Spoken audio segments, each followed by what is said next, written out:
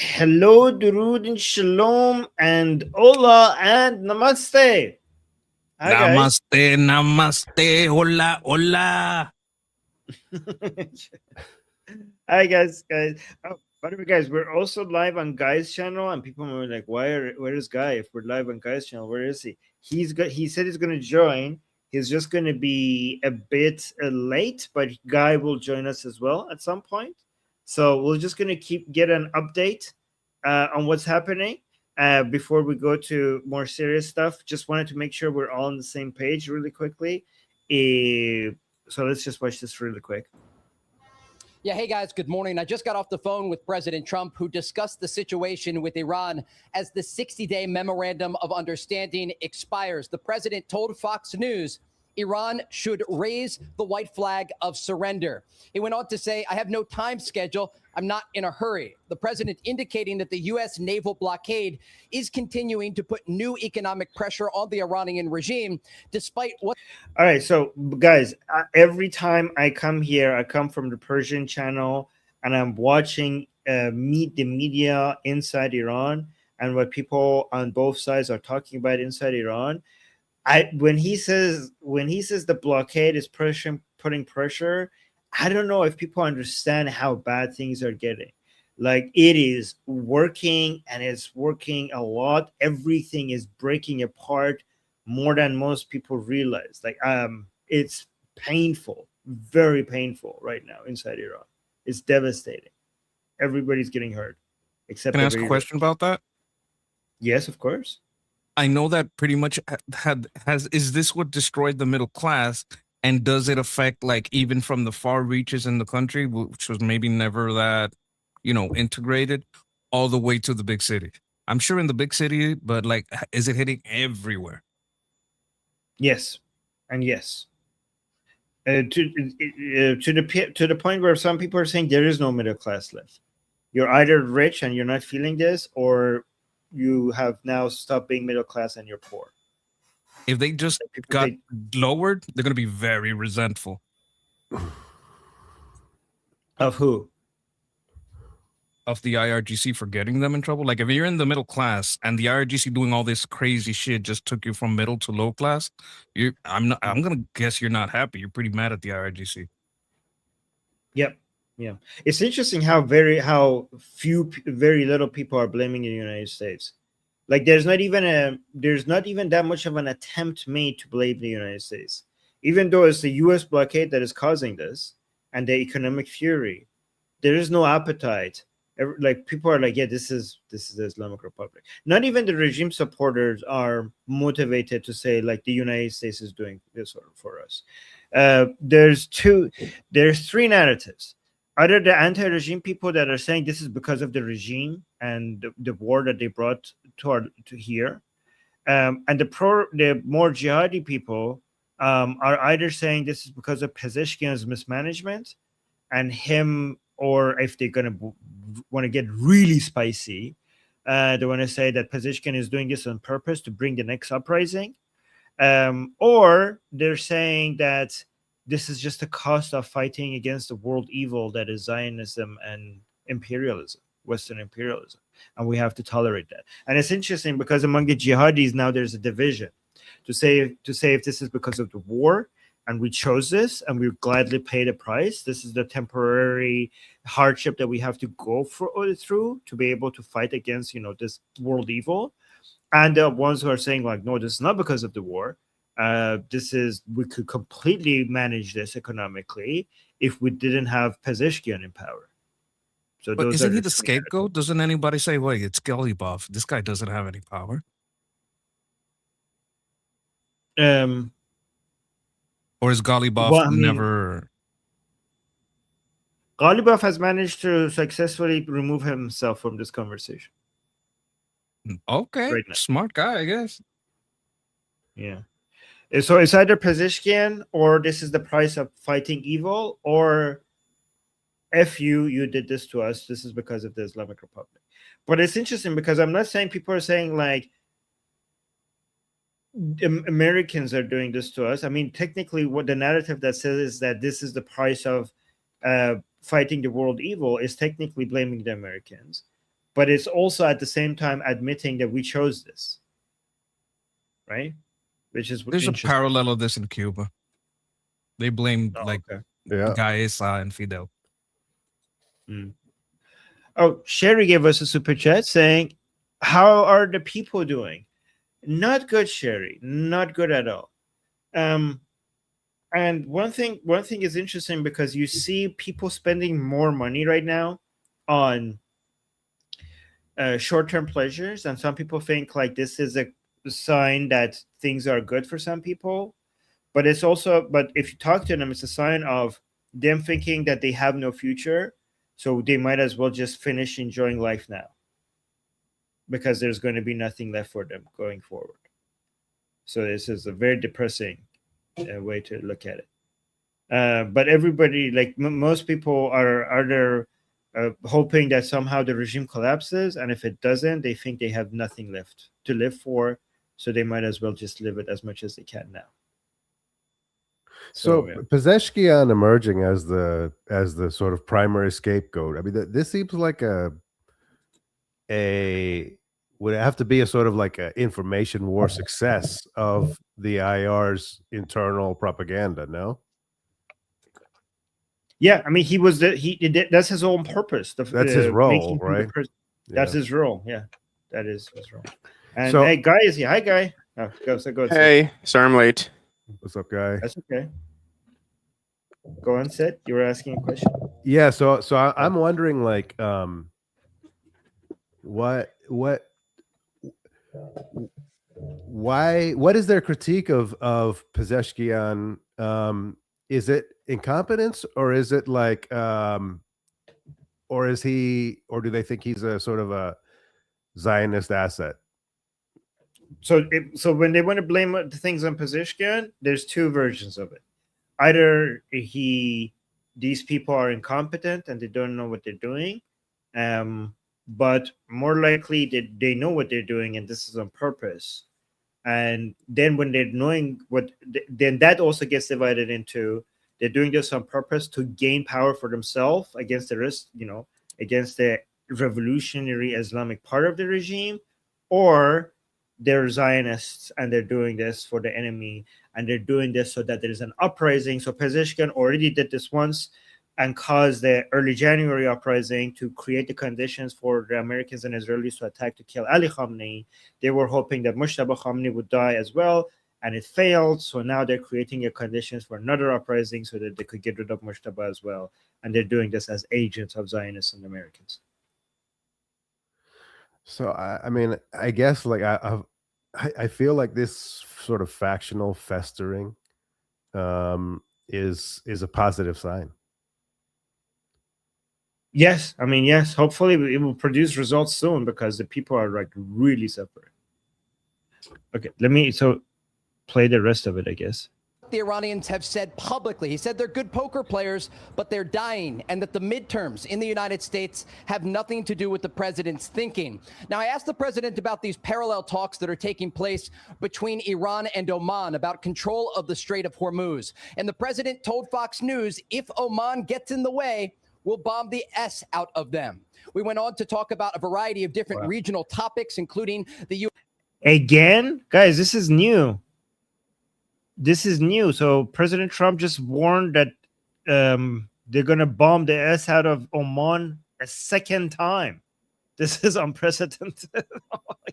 I don't think Oman ever imagined that they're going to be threatened with bombardment by the United States. U.S. stockpiles of weapons that are currently stationed in the Middle East. The president says what we've used so far is peanuts. He went on to say the United States has a lot of mid-level weapons and that many of the more advanced systems, the president says, were given away by President Biden to Ukraine, for example, when we're talking about air defense that is needed right now in the Middle East. The president also spoke about U.S. ally Israel. By the way, Russia is really liking this. This is one of the reasons why Russia likes the war between United States and the Islamic Republic, because Russia thinks that would mean Ukraine would get less defense if United States spends it on the Islamic Republic. Can I respond to that Yeah, real quick? Yes, of course. Go ahead. So And another thing is oil. Like if oil prices rise, then theoretically Russia should be able to benefit from that because they're also a net exporter. But at the same time, there are analyses that even if Ukraine doesn't get any new defenses, like the Russian missiles are just not enough. Like they'll be able to damage like 3% of the structures in Ukraine, which sucks. But it's not going to change the war. Like Russia's losing, and that's not changing. Right. Yeah, but it still helps. Yeah. Yeah. Okay. His son-in-law and top negotiator Jared Kushner is in the region. He met yesterday with Khalil al-Hayya, the current Hamas chief in Egypt, and the president. Oh, so okay. So, Guy, what do you think about this? Jared Kushner directly met with Hamas chief in Egypt. Are people in Egypt upset about the direct talk between United States and the head of the #1 terrorist group that has caused October 7th? Is that okay? Not okay? Does that normalize recognizing terrorist leadership? Right, like this is like a high official of the United States sitting down with the head of Hamas. Doesn't that give them official recognition? So let me translate to you the message that came out of the Prime Minister's office after his meeting with Kushner today. That I think that'll answer your question. So after several hours, the meeting between Netanyahu and the heads of the Board of Peace has concluded. Among other things, the Prime Minister scolded Jared Kushner for meeting the heads of Hamas yesterday and told him that you have met the architect of the worst massacre to the Jewish people since the Holocaust. So yeah, this is not acceptable. And Netanyahu made sure to publicly announce that he scolded Jared Kushner because of how unacceptable it is. Now, is that a smart thing to say? Part of it is the election, right? He wants to appear, like he can draw a line to the Americans. I hope that this doesn't lead to any diplomatic escalation with Trump, because this is, he literally said scolded. Like that's like a dog. Or like a child. So the rhetoric here is very incendiary. We can do probably after this segment. We can talk about like what the end product of this meeting is. Or do you want me to do it now? Do you think so? Would that be also an attack on Trump, in your opinion? The fact that because Jared Kushner wouldn't have done this without the say so of President Trump, like he's there because President Trump saying that to him. So do you think Bibi saying that against Jared Kushner is also indirectly him attacking Trump for this decision? And if I yes, think is it's it the same. So I think it's the same as attacking Vance on policy. Like this is.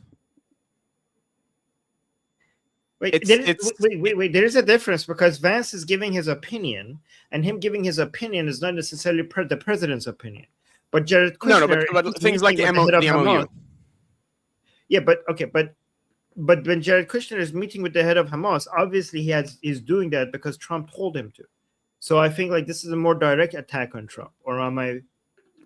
No, I think the MOU is also like Trump gave it the go ahead.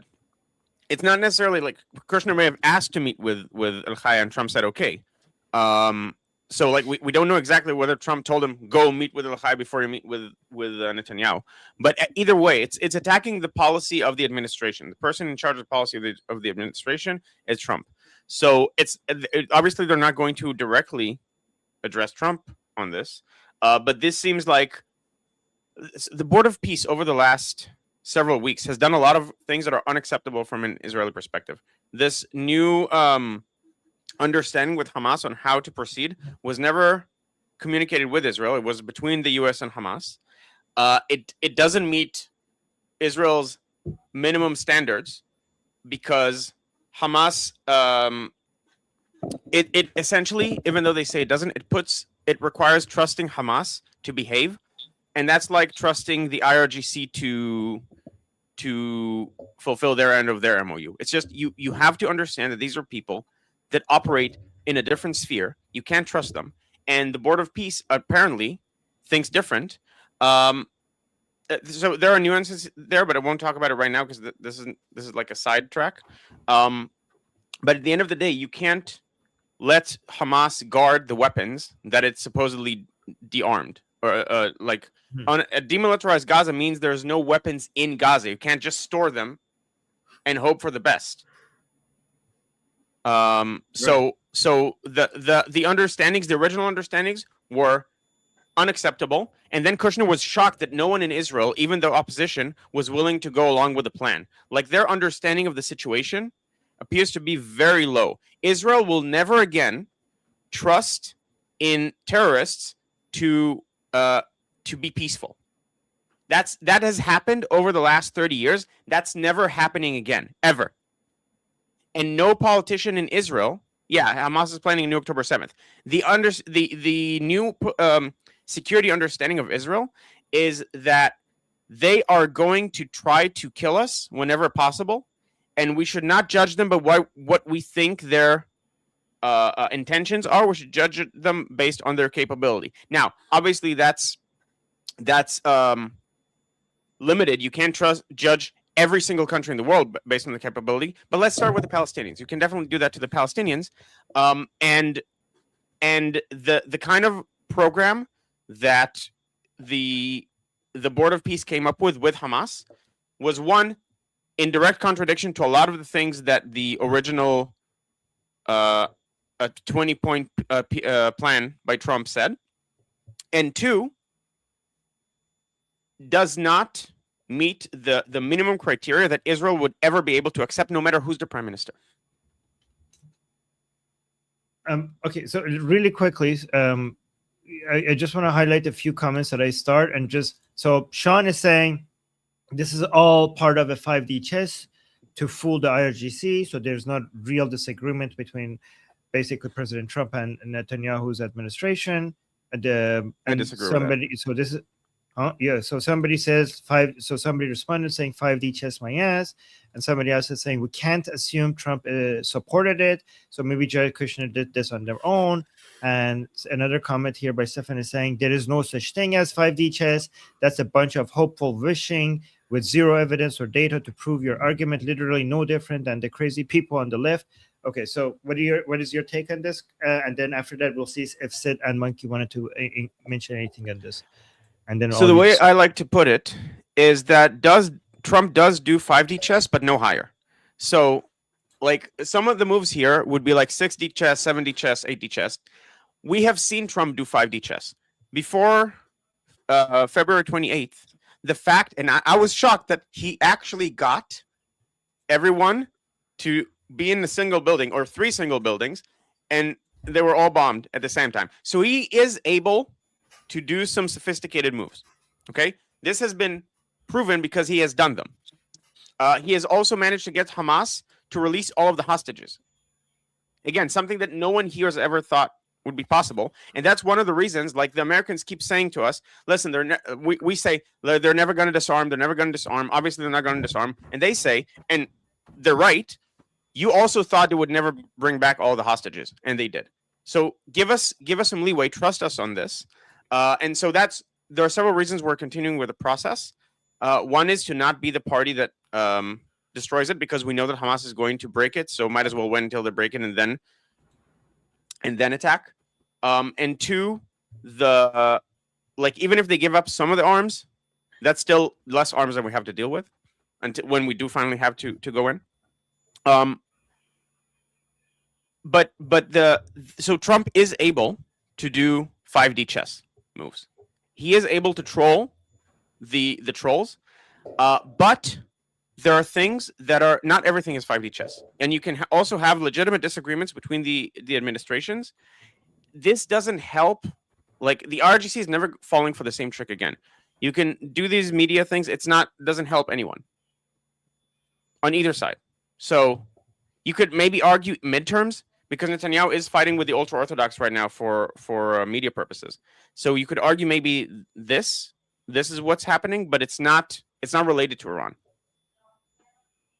Okay, so quickly, let's see if Sid and Monkey, if you guys want to add anything to any of this, and then we'll go to the rest of the video. Yeah, I was gonna ask about the election. How much is this? Look at me, I'm Netanyahu. I'm the only one that's gonna be able to get U.S. from starting negotiating with everyone. The other one you already touched on. Like, is this like the art of the deal? Okay, we're gonna you have to give up you can keep the guns. Okay, you can't keep all the guns, but you got to give up at least the big ones. Okay, you got to give up also the mortars because we can't have mortars, but you could keep like for security some Kalashnikovs and pistols. Like you already kind of touched on that. As long as we got a son of them out, it's a win. Like, okay, you definitely got to get rid of the rocket. So yeah, as a sign of good, good intent. Can you give up the rock, like that kind of stuff? But I was wondering how much is to do with the elections. How much of this is like Netanyahu is our guy. He's the only one that's going to be able to scold them. He's the only one that's going to even be able to get in the room because they don't know anybody else. Would that play as a factor? So, Yes. So Guy, can you keep the answer short because I want to make sure we succinct, get yes. it as well. And yeah, okay, thank you. So the understanding by Israel for the last few months was that this is essentially the idea to get them to get rid of some of the arms at least before Israel goes in. And the other side is yes, absolutely. Like the reason for the harsh messaging, the scold, the usage of the word scold is absolutely to do with the Israeli election. Yeah, because we don't care if they say, "Oh, they scolded us." Oh, boo! Oh, that hurts so much. Oh my God, my image. Someone scolded me. They don't care. But it might play very good in Israel. Yeah. Okay, Trump did Sid? say he's not supporting anyone yet for the election. He might in the future, but so far he's not supporting anyone, which I think is different than last time. Last time he supported Netanyahu. Okay, Sid. So I think I mean I don't know, like if we're speculating about whether or not Kushner went on his own or with Trump's blessing, I mean I think that's pretty obvious that he went with Trump's blessing. I would really find it hard to believe that he would be on camera with Al-Sisi and a member of Hamas and a Hamas leader without clearing it with administration officials. So that seems kind of silly. I agree with Monkey that the scolding thing is kind of a storm in a teacup. I mean, I don't even know. Like, I didn't even hear about it.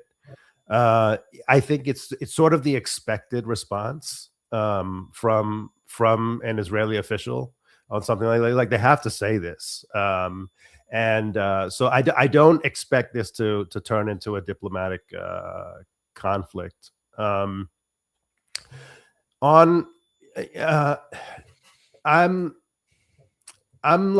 very torn about like whether this is a good idea or not. Like, I mean, there's no trusting Hamas.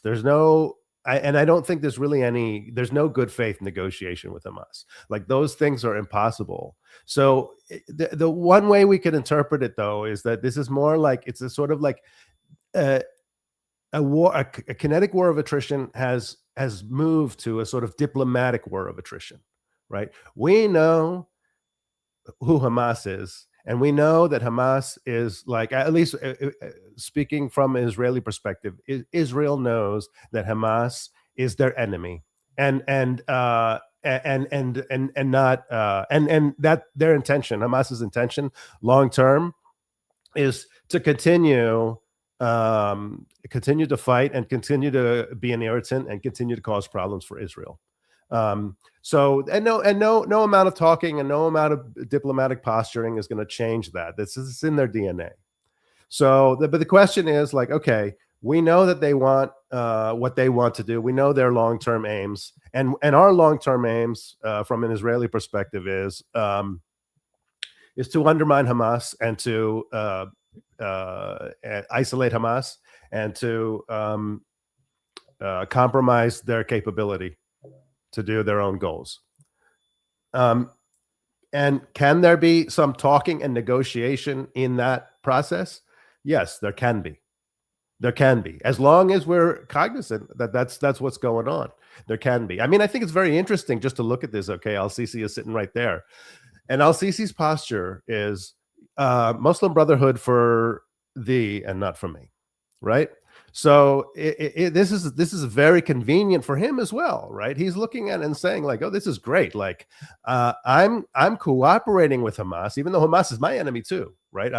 But my cooperation with Hamas is allowing me to direct the Hamas problem to Israel, right? So everybody here is playing a dirty game, and I hope that Kushner is also playing a dirty game. I hope that that's the case. Right. If it's not, then it's sheer incompetence. But I don't think that he's incompetent. But yeah, I mean, if he thinks like, okay, we can talk, we can come to some agreement, we can shift the future of Gaza towards some sort of prosperous future, he's out of his mind. Can I quickly respond to that into one comment?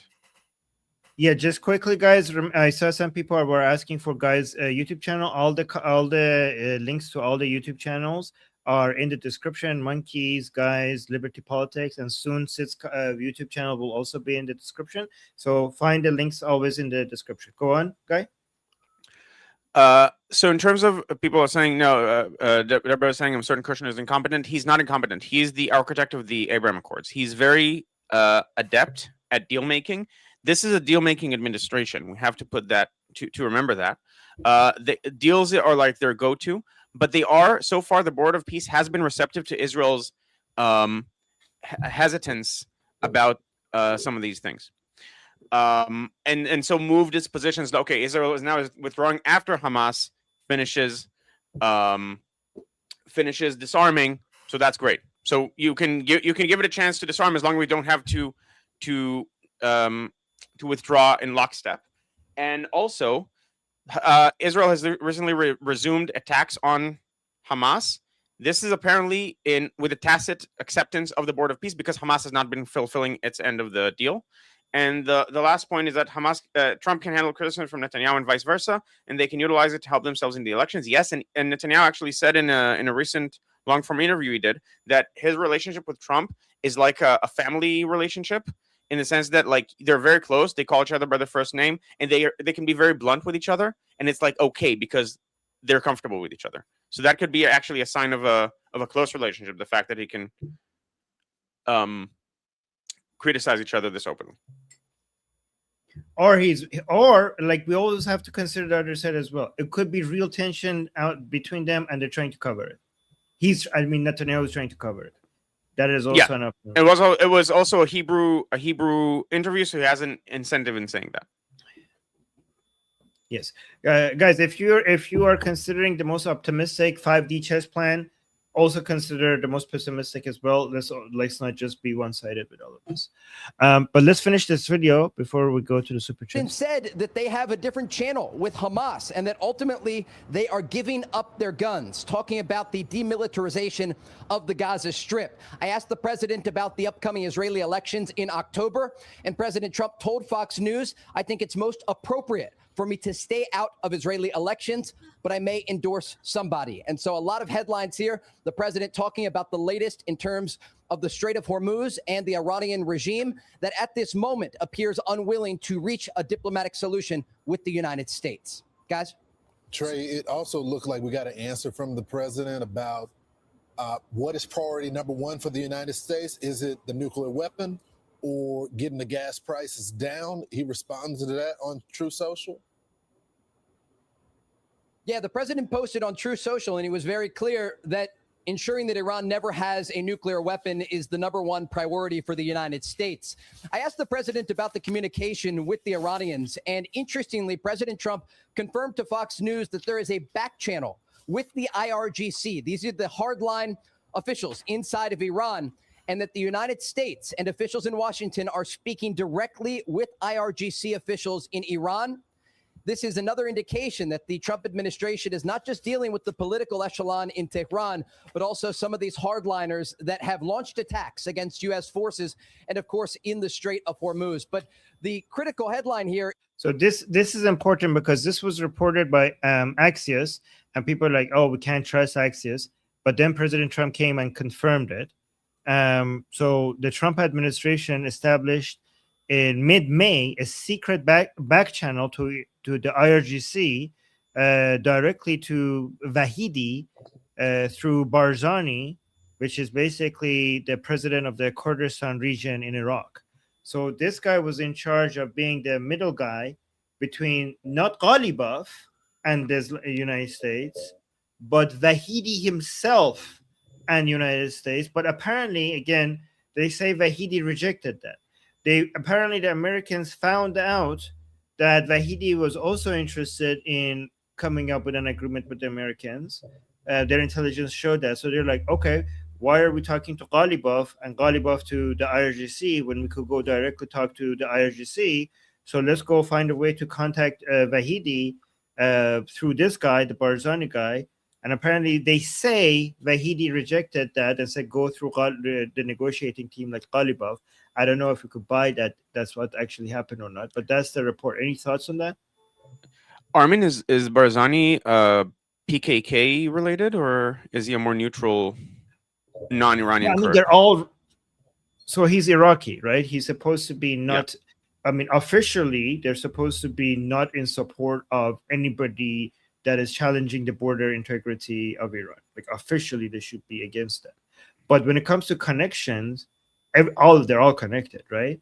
But officially, these are people who want to, because if he was supporting actual separatists against against the Islamic Republic, then that would be a declaration of war against the Islamic Republic, which would invite so much aggression against. They already get so much aggression by the Islamic Republic bombing different areas in the Kurdistan region. But the Islamic Republic says that we are not doing that to attack these people. We're attacking the separatists that are hiding in the Kurdistan region. But officially, they're supposed to be friends with each other. Like officially, they have. So this is the reason why they chose this. Barzani is known to have good relationship with the Islamic Republic, so not supportive of separatists, and he's supposed to have like somewhat of a good relationship with RGC and the United States. So that's why they picked him as the middle guy. Okay, thanks. Yeah. So, okay. Let's continue. Oh, wait. The Iranians. He said there is no timeline. And so this 60-day window that is expiring today is largely irrelevant in terms of the president's thinking as it relates to Iran. And again, he indicated the United States has a lot of mid-level weapons to use if they're needed in the future. But he calls on the Iranians to raise the white flag of surrender. And again, as this moves forward here, there are these parallel talks taking place between Iran and Oman. The president warning Oman not to get in the way of the U.S. naval blockade and the efforts to control the Strait of Hormuz. And we know that that naval blockade is costing the Iranian regime hundreds of millions of dollars each day. Can I speak on this? It's economic pressure. Yes, of course. Remember when I told you a blockade is not a blockade if everyone in the Persian Gulf is in their ports? Is this what this is about? Oman is sending things to Iran? Not interfering in the blockade. Why are you interfering in the blockade? We don't want stuff getting to their ports. Are you sending stuff to their ports? Are you taking stuff from their ports? So I think the Omanis are not capable of actually doing anything. I think the issue with the Omanis is that they're signaling that they might come up with an agreement. Maybe that's my understanding, but maybe I'm wrong. But the Omanis are actually not doing anything yet. They're just signaling to the Islamic Republic that they could come up with a framework that they both sides have an understanding, and that's what the United States doesn't like. Okay. The high activity and the high number of ships at the ports around Iran might also be because there's nowhere for them to go because of the blockade. That's why you might see a lot of ships just hanging around there because there's nowhere to go. No, but I see them like crossing. I see like ships going up and down out of Persian places. Right. Oh, yeah, that's a good point. Or Persian Gulf. Yeah. So the Omani side is outside of that area, right? The Omani side is the east of the Strait of Hormuz, not in the Persian Gulf. It's in the Gulf of Oman, right? So that is a great point. Yeah, but I think it still might be north of the blockade line. North of the blockade line? You mean in Iran? What do you No, mean? so East of- the blockade, Like the blockade is outside both, is what he's saying. yeah. So I Yes. think Oman's port might be above the blockade line, like above the U.S. enforced blockade line. So they can get to Iran. So they can't. Yeah, that's. I mean, I think so, but I mean, I guess we have to check that. But the that's what- blockade is really far out. It covers Right. everything. Yeah. No, but what I'm saying is that the blockade. Yeah. So the question is, can Oman ship to Iran and back and forth, right, without Yes. interfering with the blockade? Yes, but not on the Persian And- Gulf side. On the Gulf of Oman side, the east of Strait of Hormuz. But yeah, go on. Sorry, guy. Yeah. And I just checked. Apparently, they export both crude and refined oil. So if it was just crude, then that doesn't matter. Like Iran is not in need of more crude oil. But if they can transfer refined oil, that can deal Right. with the gas issues, at least somewhat, like mitigate it. Right. And the U.S. blockade is not stopping that, because the U.S. blockade is stopping things that are coming in and out rather than things that are going north and south. That's my criticism. I want everything to. I want not one boat in an Iranian port, not one, not from the outside. Yeah, I mean, I think as it stands, I mean, it's probably just so overwhelmingly tempting for Oman to monetize the desperation of Iran with regards to energy. It's going to be hard to stop that, because the U.S. blockade is not like inside the Persian Gulf and inside the Gulf of Oman. They're Yeah. just standing back there and like, you shall not pass from this area. But We can if they wanna shoot stop with all a jet the engine of every single ship that goes from the outside into Iran, and then okay, you want to go there, but you're gonna get stuck there. Yeah. So my understanding, which might be wrong, is that the level of involvement and military operation required to stop everything going south and north would be like so much higher than the current blockade. But yes. I don't know. You shoot 10 of them, they'll stop. Or they're slow so much that hitting the next one's going to be easier to see. Yeah. Yeah. Okay, let's play the risk and then we go to the super chat. Coupled with the sanctions that are expected to be announced this week by the U.S. Treasury, it's adding more domestic pressure on the regime and those officials in Tehran to change their behavior, possibly come back to the negotiating table, as a lot of rhetoric is still floating around the Middle East. You know, one thing I have not heard, Trey, is about the Red Sea and the Houthi rebels. I know them and Saudi Arabia are exchanging attacks, but is the Red Sea considered open? For who? For Chinese? Yes. For Saudis? No. At this moment, there is still quite a bit of traffic passing through the Red Sea, but last week, the Iran-backed Houthis in Yemen did launch a number of attacks on vessels there. They've also been targeting the Mocha port. This is a government-owned port from the Yemeni government, and they hit it with so many missiles and drones over the weekend that the port authority stopped all commercial activity at that location. Remember, President Trump warned the Houthis against getting directly involved in the fight. And the president also spoke about the Iranian proxies across the region. He spoke about Hezbollah in southern Lebanon and also about Hamas inside Gaza. He said specifically about Gaza, and again, this is important in relation to the meeting that is taking place as we speak in Jerusalem between Jared Kushner and Israeli Prime Minister Netanyahu. He said the Israelis should not be striking in Gaza, because he says Hamas has agreed to lay down their weapons after that meeting yesterday in Egypt between senior Hamas leadership and Jared Kushner, along with the American mediators on the ground. And so, again, there's a lot of moving parts here, but does this cause or does not cause frustration? This statement Jared Kushner and Israeli Prime Minister Netanyahu, he said the Israelis should not be striking in Gaza because the Israelis should not be. First of all, would that affect Israel's behavior in Gaza? And do Israelis get frustrated hearing this, saying that they shouldn't be hitting in Gaza, or not? I believe there was a strike since. I could be wrong, like in timing wise. But either way, Netanyahu clarified, like another thing he clarified after meeting with Kushner is that we're not stopping the attacks because Hamas is trying to rearm. They have presented irrefutable intelligence to Kushner and the Board of Peace, showing that Hamas is trying to rearm, and the agreement that Israel will not strike in Gaza for 2 weeks was an agreement that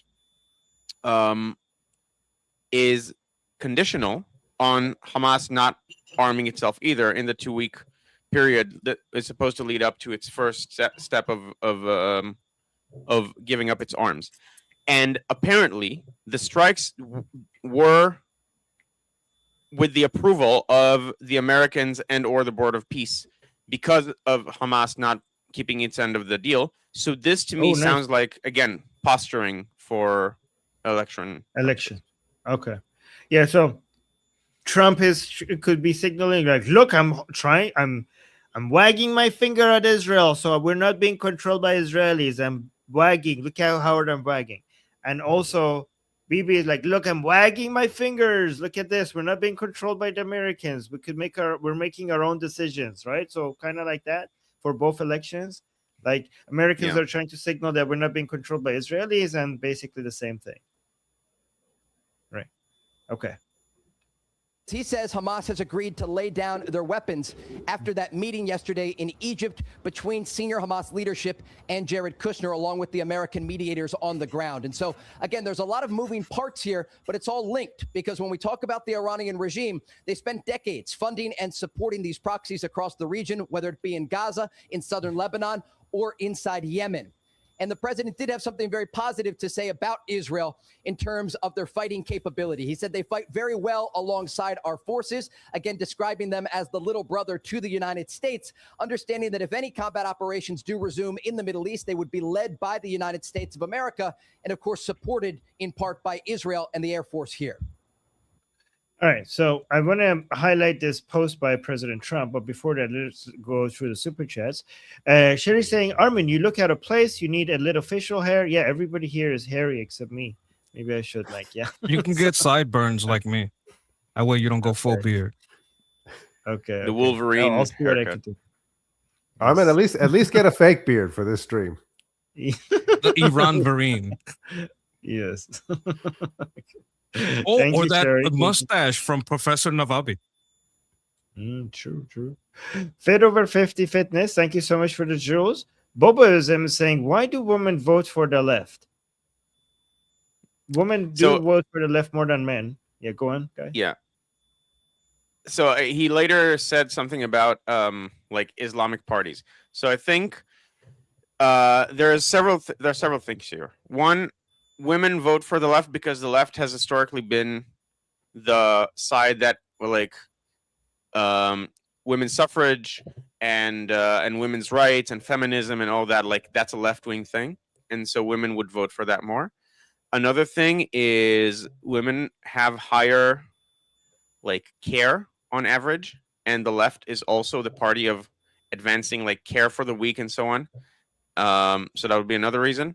Now, why would they vote for Islamists? That's because the left has been corrupted and taken over, and they care for the minorities, the poor minorities. Except this time the minorities are rabid wolves that will eat you once you heal them up. Guys, stop touching your microphone stand. It makes a lot of noise. Yeah.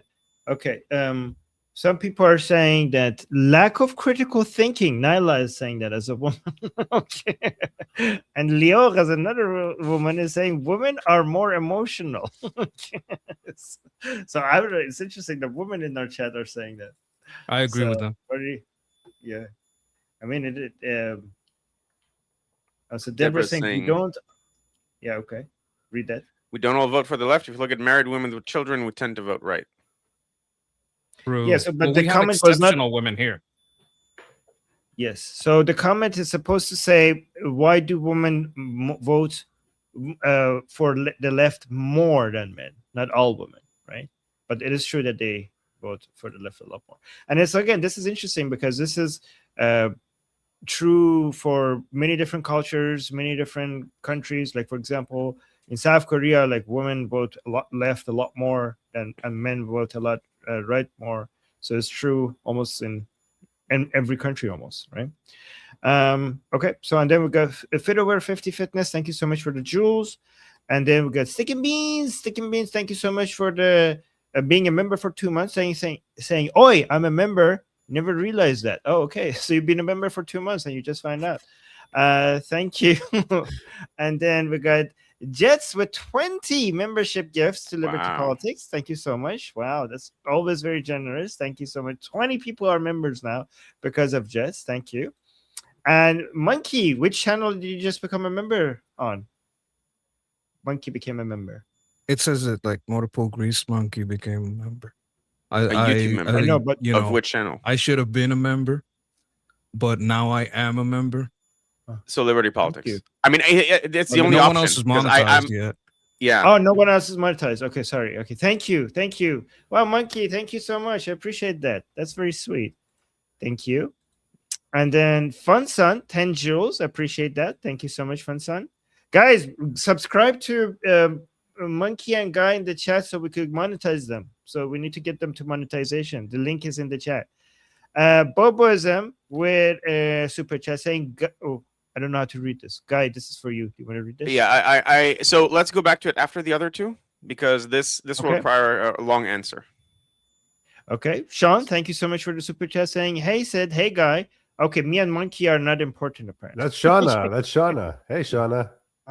I know that's Shauna. Yeah. Oh, I thought you That's said why I'm- Sean. That's what. Oh, No, he said I said, Shauna. did I? Okay. Okay, my I bad. did say Shauna. Yeah. That's why I'm teasing her. Thank you, Shauna. Thank you for. Okay. It's only thank real you, people Shauna. with facial hair that she likes. Real people with Real humans. Yeah. real human. Thank you. Oh wow, I'm not human anymore. Okay. Thank you, Shauna, for another super chat saying you only need facial hair if you're married to a Jew.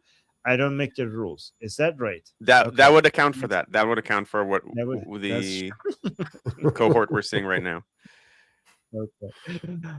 Thank you, Shauna. And then Jagatai, thank you so much for the jewels. I appreciate you. So, okay, Guy. This Yes. is the super chat Okay. you wanted to respond to. Yeah. So M. Kedar is Mordechai Kedar. He has the Emirates plan, aka the 7-state solution. Now he's saying in Gaza. Originally, the Gaza part of it is no longer relevant. So the Gaza part was originally before the war. The plan was to divide Gaza into 7 emirates as well, with specific families controlling them. But the idea behind the plan in general, for those who don't know, is to dismantle the Palestinian Authority and give control of the municipalities in the Palestinian Authority to the specific heads of the clans that run that city de facto.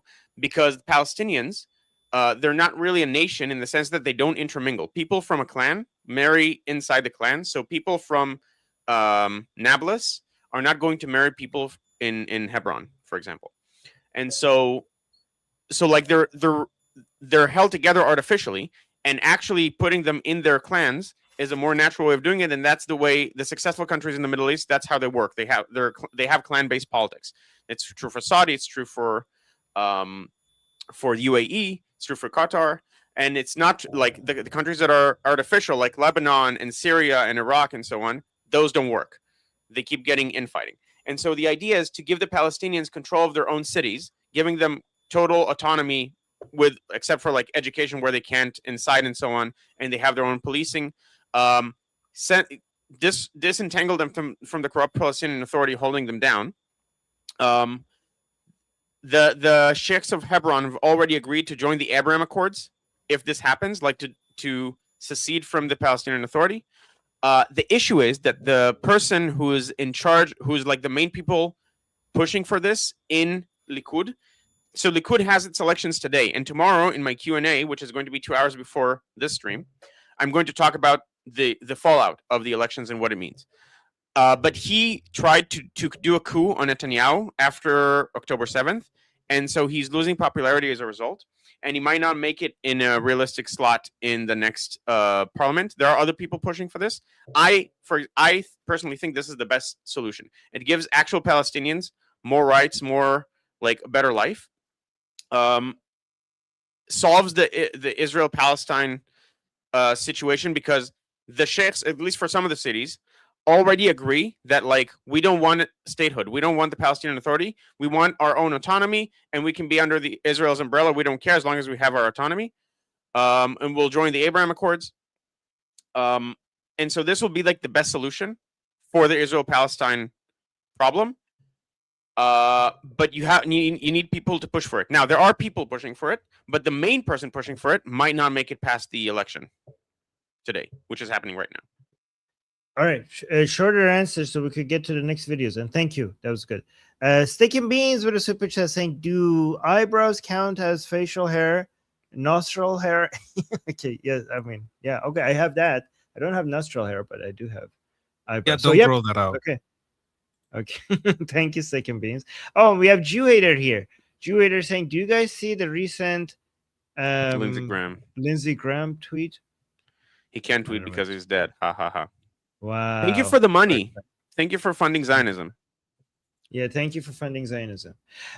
You're actually funny when you're not trying to be funny, but whatever you're doing, keep your day job. Not a good at comedy. All right, so what do you guys think about oh wait, did you guys see the latest tweet from Ali Khamenei? I think that is more devastating to you guys because nobody from the United States was killed the way that your supreme leader was killed. Lindsey Graham died naturally, peacefully in his bed, while Ali Khamenei was killed, surprised and with his family, not knowing that he's falling into an American trap.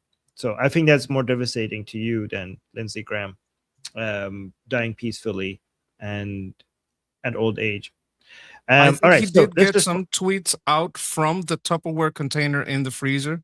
There were some tweets that were definitely posthumous. That is true. That is true. All right, let's go so we'll do the super chats after we do this one. So President Trump posted this saying, "Very happy to see that Saudi Arabia, Turkey, and Pakistan have recently and finally signed the Mecca Joint Defense Agreement. It shows how the Middle East is coming together and how countries will finally be able to defend themselves in a more meaningful way. Congratulations to the great leadership of the three nations mentioned. This is a big, bold, and important first step. Wow, President Donald J. Trump." So it's interesting because some people were saying that the Mecca deal goes against President Trump's vision because it's creating a parallel defense agreements separate from the Abrahamic Accord. But I guess from perspective of President Trump, like as long as you guys figure out how to do this on your own without getting us involved as much, we're good. Whatever works, however you guys can make it work out, just do it your own and get your own militaries involved. What do you guys think? People here did not like this one. In Israel. People hear me. You have to. People are new. People in our chat might be new. So when you say people hear me, you have to make it clear that you're in Israel. But go on. Yes. So when Jew Hater says, "Who's this guy? I like him. Quick on his feet." Thank you. Yes, you expectedly like the Jew, the Israeli. Jew Hater is the Jew lover. Yeah. So people didn't like this here at all because this pact is Turkey essentially trying to reestablish the caliphate in a new way.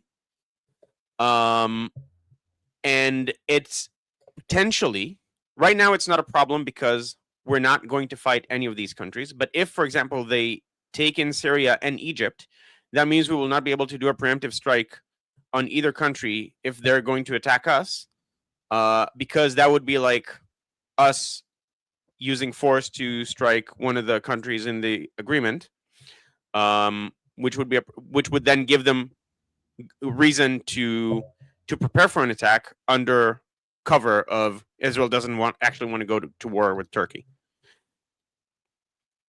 So it's a threat. It's a serious threat that Israel needs to take into account.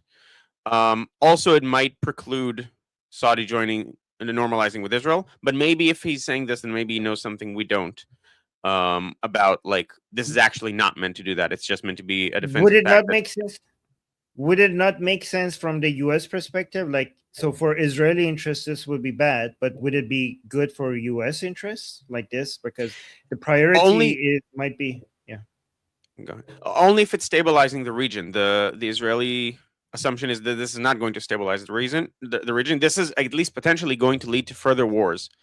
So, for example, Erdogan actually said in an interview, I think with Al Jazeera, that he talks in terms of peace, about the prospect of a war with Israel, we're not talking about war, we're talking about peace. But if someone attacks Turkey due to intending to have war and not peace, Turkey will not hesitate to fight and not run from the battle. Now, this is problematic because an attack on any of the countries in this agreement is an attack on all countries in this agreement, which would mean this would be an attack on Turkey. And again, we don't want war with anyone around us, but if they're going to rise up against us, we have to attack them first. And if we attack them first, then that would be like reason for Turkey to join the war, so they'll be able to prepare to attack us with a shield. That's the problem with this alliance. Sid, Monkey, your thoughts? I think this in the immediate, I would say Saudi want help with Yemen, and they're not good on the ground. They're more like on air type people. Like if they might want some troops or someone to do some ops. Maybe, I don't know. They might want some help with the Turks. Not the Turks, the Pakistanis might want some help with Afghanistan, and Turkey might want some help with the PKK. So we can talk about the long term. Oh, what are we going to do in the long term? That's fine. Everything guys said about the long term, I agree with. But if we're looking at the short term, who are they having fights with now? Pakistan is now, their latest fight is with Afghanistan. Turkey's latest fight is always with the PKK, right? It's with the separatists that want Kurdistan, like the crazy social communist people that Armin talks about sometimes. And who the Saudis are actively fighting? They're actively fighting Yemen. I don't know how this would play out in the long term. But if you're saying, hey, if I get attacked by Yemen, you got to back me up. And if Pakistan says, hey, if I get attacked by Afghanistan, you got to back me up. And if Turkey is saying, hey, if I got attacked by the Kurdish separatists, you got to back me up. That is another point that should be taken into account. What is their active engagement right now? Because they might need money from the Saudis, not so much weapons. They might need, I don't know how it all plays out, but they have had movements about like sharing. I'm trying to look it up. But yeah, they had Monday and today, one reported. I'm looking at the reports because I had looked for this before, and I had found that their cooperation is leading to underground movement of equipment, joint training, all this stuff. I'm trying to look at the now of this. All right, so Sid. So yeah, let's separate the short term from the long term. The short term, I don't think this is going to make too much of a difference. We'll have to see. If we see some action that we'll see Turkey and Pakistan supporting Saudi Arabia, then that shows that this has a little bit more legs that just sort of a sort of paper level move. I can understand why Israel would be nervous about this. I think like Erdogan is Erdogan is really like broken with modern Turkey's posturing with regards to Israel, right? So traditionally, modern Turkey was quite friendly with Israel and cooperative, and Erdogan has gone. I mean, Erdogan is a Brotherhood member, and he's really gone in that direction. And I think he has ambitions. He's shown ambitions to be a sort of this leader of the Sunni world. Pakistan is a basket case, but also Turkey. With this new move, Turkey is increasingly becoming a basket case too. So, and this move, like Saudi Arabia aligning with Turkey and Pakistan militarily, I think it's a bad look for Saudi Arabia personally. I think it suggests that Saudi Arabia itself is becoming more and more dysfunctional. I may be wrong about that, but that's my suspicion. That because dysfunctional states sort of need dysfunctional allies, and Pakistan and Turkey are so obviously dysfunctional. I think Turkey's dysfunction is relatively recent. Pakistan's dysfunction is basically from the jump. Saudi has, I think, Saudi has some advantages. You know, a lot of economic power. But maybe that economic power is hard to protect without a strong military.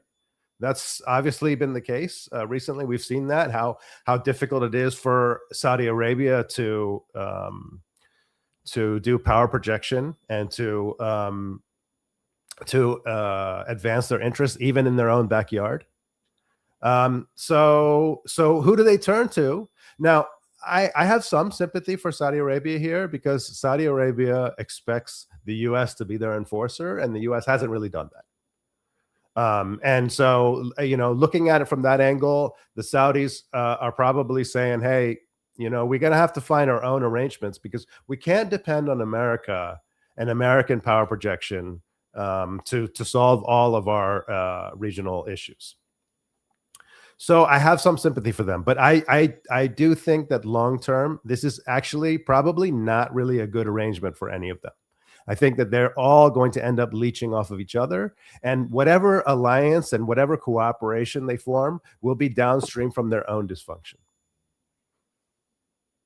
Okay, one last thing, like 10 seconds or less. Yes, there have been self-movement. Open source tracking shows 4 military transport flights out of Saudi Arabia since the pact on the 7th. 3 Turkish Turkish Air Force A400M cargo planes from Turkey to Riyadh. Qatari C-17s also flew to Pakistan, southern Saudi Arabia, moving personnel, equipment, supplies, set up command links to prep for joint exercise. Turkey's defense ministry confirmed they're planning joint land, air, and sea drills. So this is not just on paper.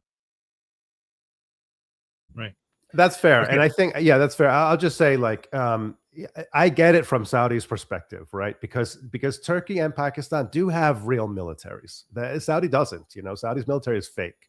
But Turkey's and Pakistan's, it's not fake, and they have been involved in conflict, right? So they're seasoned. So I get it from that perspective. I guess we'll have to see, like, what happens when Saudi faces attacks from Houthis, from Iran. Then we'll have to see, like, how durable is this level of cooperation? How much is Pakistan and Turkey willing to bleed on behalf of Saudi Arabia? And if the answer is a lot, then I think that this is a promising sign for the viability of this alliance. Okay. Guy, are you back? Because I want you to, because the next super chat. Yes. Okay, there. Okay, so we got a super chat from Shauna. Oh, by the way, before I read the super chats, guys, once more reminder: check out Guy's channel and Monkey's channel in the description. Make sure you show them some love. Make sure the links to their channels are in the description. Sid's channel will also be soon. Once we set it up, it's going to be in the description as well. So, all right, let's go to Shauna's super chat. Thank you so much, Shauna. Shauna is saying, I think the Israelis Emirates plan. Emirates plan. Sorry, the 7 Emirates plan that you guys mentioned about Gaza. The plan is a really good idea. Also, if you look at early United States, we were more tribal. The individual states had more rights. So an Emirates plan paves a potential path forward to united Israel. Guy? So yeah. So okay. So this is not. I was talking about the Emirates plan for the Palestinians. This is the Emirates plan for Israel, aka the Federation plan. This is one of the things suggested for Israel to because there are very distinct populations in Israel. You have the ultra-Orthodox, you have the seculars, and you have a lot of things in between. Have Arabs. So this plan is like to make Israel into a federation with states and have 2 houses and so on. It's a whole, like, a complete revamp of the regime in Israel. And I don't know what I think about it yet. It can also be a solution at the edge cases. It could be a solution to the Israeli-Palestinian conflict, but not from a position of strength for Israel. You just turn the whole thing into a federation. Right now, I don't think this is a good idea. I do think we should have more more power for it's called subsidiarity, having more power at the municipal level and less power at the state level. But I don't think we need to actually break Israel apart into states. The United Yeah. States of Do not do- Palestine would be better, just them. Yes, because they're actually You distinct don't- populations. So federalism is something that you use to connect already pieces that are already disconnected. If something is already connected, you don't use federalism, because to make it federal, you have to first break it apart and then stitch it together. Federalism is a stitching together of things that are separate. Israel is one thing, so you don't need federalism for Israel. And yeah, Armin, apparently the link to think- Monkey's channel in the description isn't working. Someone said it. I don't know why it's in Hebrew, but let me check. someone said the link isn't working. Sorry, maybe my team made a mistake. I'm sorry. Let me check. Yeah, it doesn't work. It doesn't. I mean, I just clicked on it and it didn't lead to anything. Okay, I'm gonna fix it. Sorry. The links that I gave to my team works. I'll fix it right now. Thank you guys for checking. I apologize. Thank you, SD. I'll tell my team to. Yeah. Hold on, let me fix it right away. What? Guys, It's the link correct worked. link. What? It's the correct link. Why would it not work? Are you clicking on your channel or the link you gave them? Because I'm clicking on your channel on YouTube. Okay, Monkey, I got this. Like, I mean, I'm trying to figure this out. Yeah. Let me see. Ali's link doesn't work either. Okay, let me fix it. The link is correct, so I don't know why it would not work. Yeah, the link is correct. It's odd. Okay. If I click it to go to your central channel, it doesn't work for you either. Okay. Let me see. One more time. There's extra characters at the end. It works now. It works now. I think StreamYard Yeah. added some characters. Yeah, there are characters on Liberty Politics on Ali's channel as well. So mine is fine. Monkey's fine now. You just It's need to now remove fine. the extra characters. Yeah. Okay. It's not fine. It's not Okay, good. fine. Okay. Thank you Sorry, for letting thank us you know, guys chat. for checking. Thank you. Thank you, SD. Yeah. Thank you guys for checking. I'll see what caused this, and then I'll figure it out. How to fix this going forward. Extra characters. I'll figure this out. Sorry. All right, so let me just quickly answer this Jew hater. Jew hater saying U.S. bases and raiders went kaboom.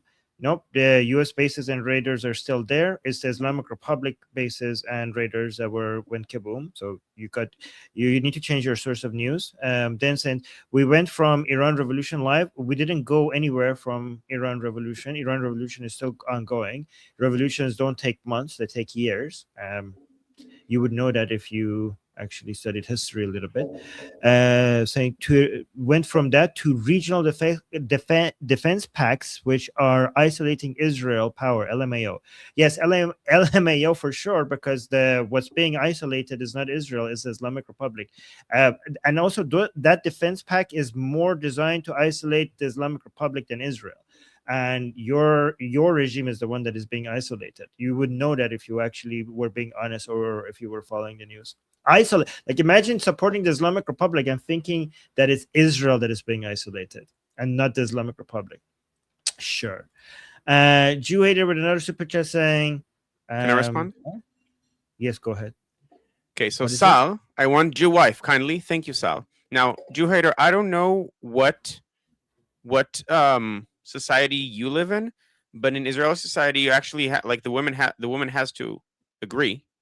Like if you want a Jewish wife, have to hit on her. She has to accept it, which I doubt because you're a 16-year-old living in your mom's basement. And so Sal can't just gift you a woman. I assume that's how your culture works, but that's not how our culture works. So good luck hitting on Jewish women if you want a Jewish wife. Yeah. Good answer. And thank you so much, Sci-Fi Paula. I don't know if I read that right, but thank you so much for the jewels. And Funson, thank you so much for the jewels and also for the admitting. Thank you. And then we got another super chat for Guy. Guy, you want to read and respond to this? Okay, thanks, Guy and Armin, for expanding. You got two plans mixed into one. Given that clarity, I agree with Guy. Turning Israel in its current state into a federal system makes no sense. Okay. Great. I still like the United Great. States of Palestine. Like have their clans be like little states. Yeah, I do like that because we don't want to divide Israel, but we want to divide them. So divide them, divide and conquer. Steak and Beans with a super chat. Oh, Guy, this is for you. Guy, throughout history, it wasn't just one enemy who tried to destroy us. In every single generation, people have risen up to wipe us out, but God has always saved us from their hands, from the Haggadah. Yes, this is a direct quote from the Passover Haggadah. And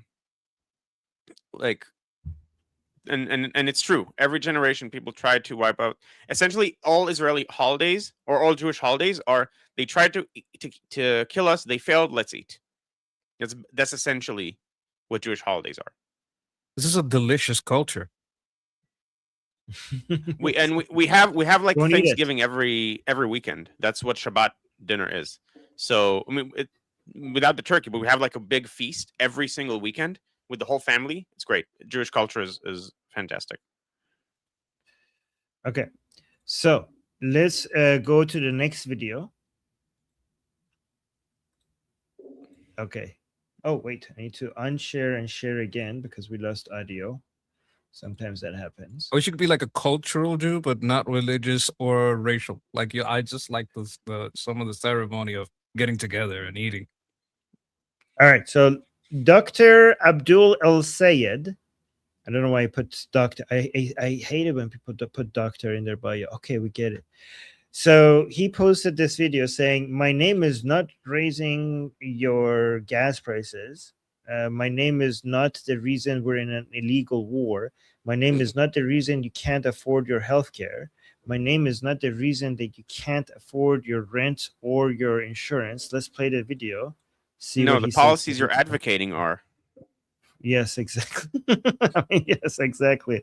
But let me play the video. My name is not raising your gas prices. My name is not the reason we're in an illegal war. My name is not the reason you can't afford your health care. My name is not the reason that you can't afford your rent or your insurance. I mean, that's obviously a straw man. Nobody said it's your name. Exactly what Guy said. People are saying it's your policies. Like, why would anybody say, like, oh, it's the name, it's his name that is causing this? Like, who are you responding to? Their bad ideas are.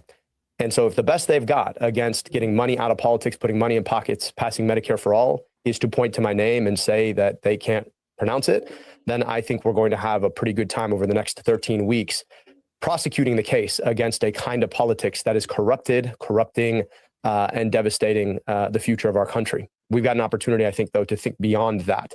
I think people are sick and tired of this politics of hatred. They're sick and tired of politicians who are interested in exploiting government for their own means, which is exactly what Mike Rogers did while he was in Congress, making $14 million after he left to move to a McMansion in Florida, which is what Donald Trump is doing now. And we're offering an alternative, a doctor who rebuilt the health department, eliminated medical debt, put Narcan in vending machines for free, and yes, happens to be named Abdurrahman Mohammed Sayed.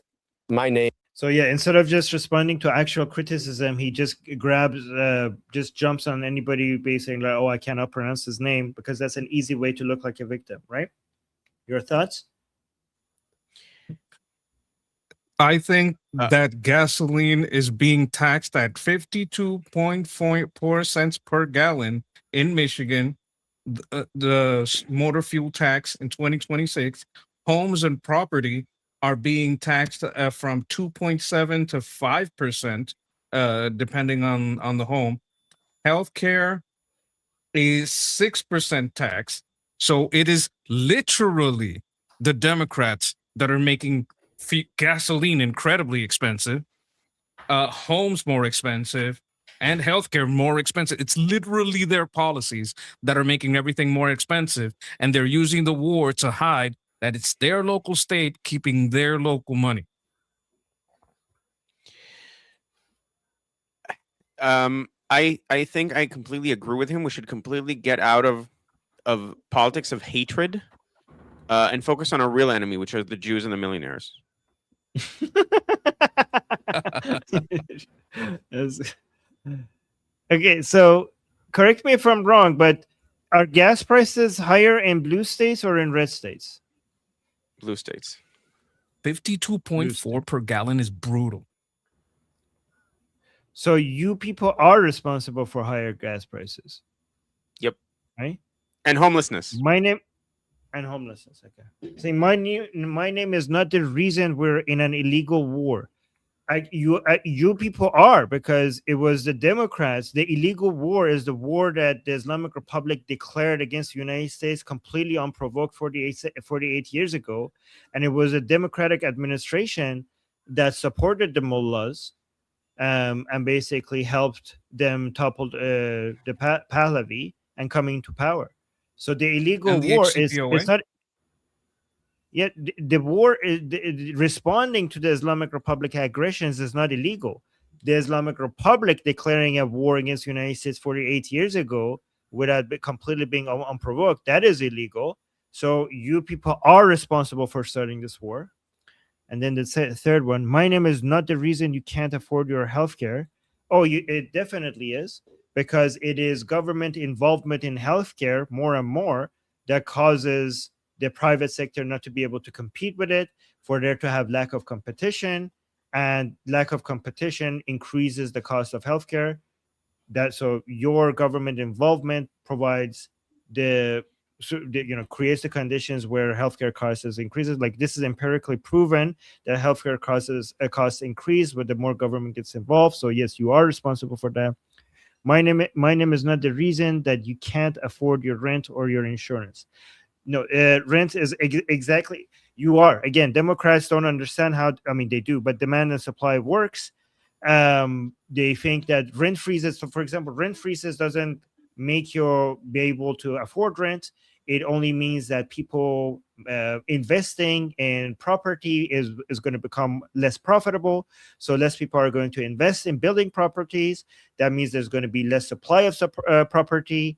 And because rent might become more affordable in the short term because the rent freezes, but it doesn't solve the issue of lack of supply of more properties. And because of your rent freezes, the lack of supply would actually increase, and therefore long term less people will be able to afford rent.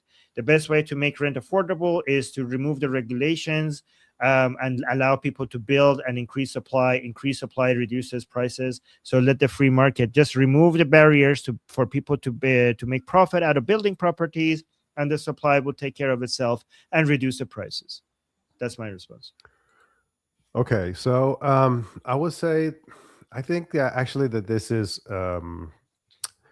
probably good politics.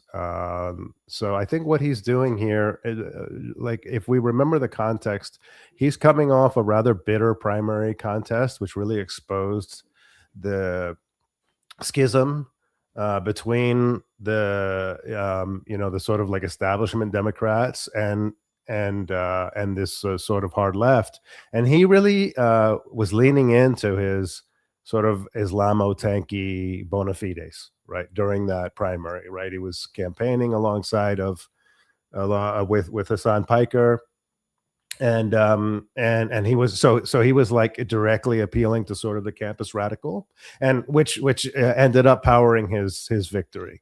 Now he's pivoting. Okay, so this message is directly aimed at the other side, right? The other side, which is the people, the Democrats, the sort of normie establishment Democrats who didn't vote for him. And what he's saying is, can you show the text again? Mm-hmm.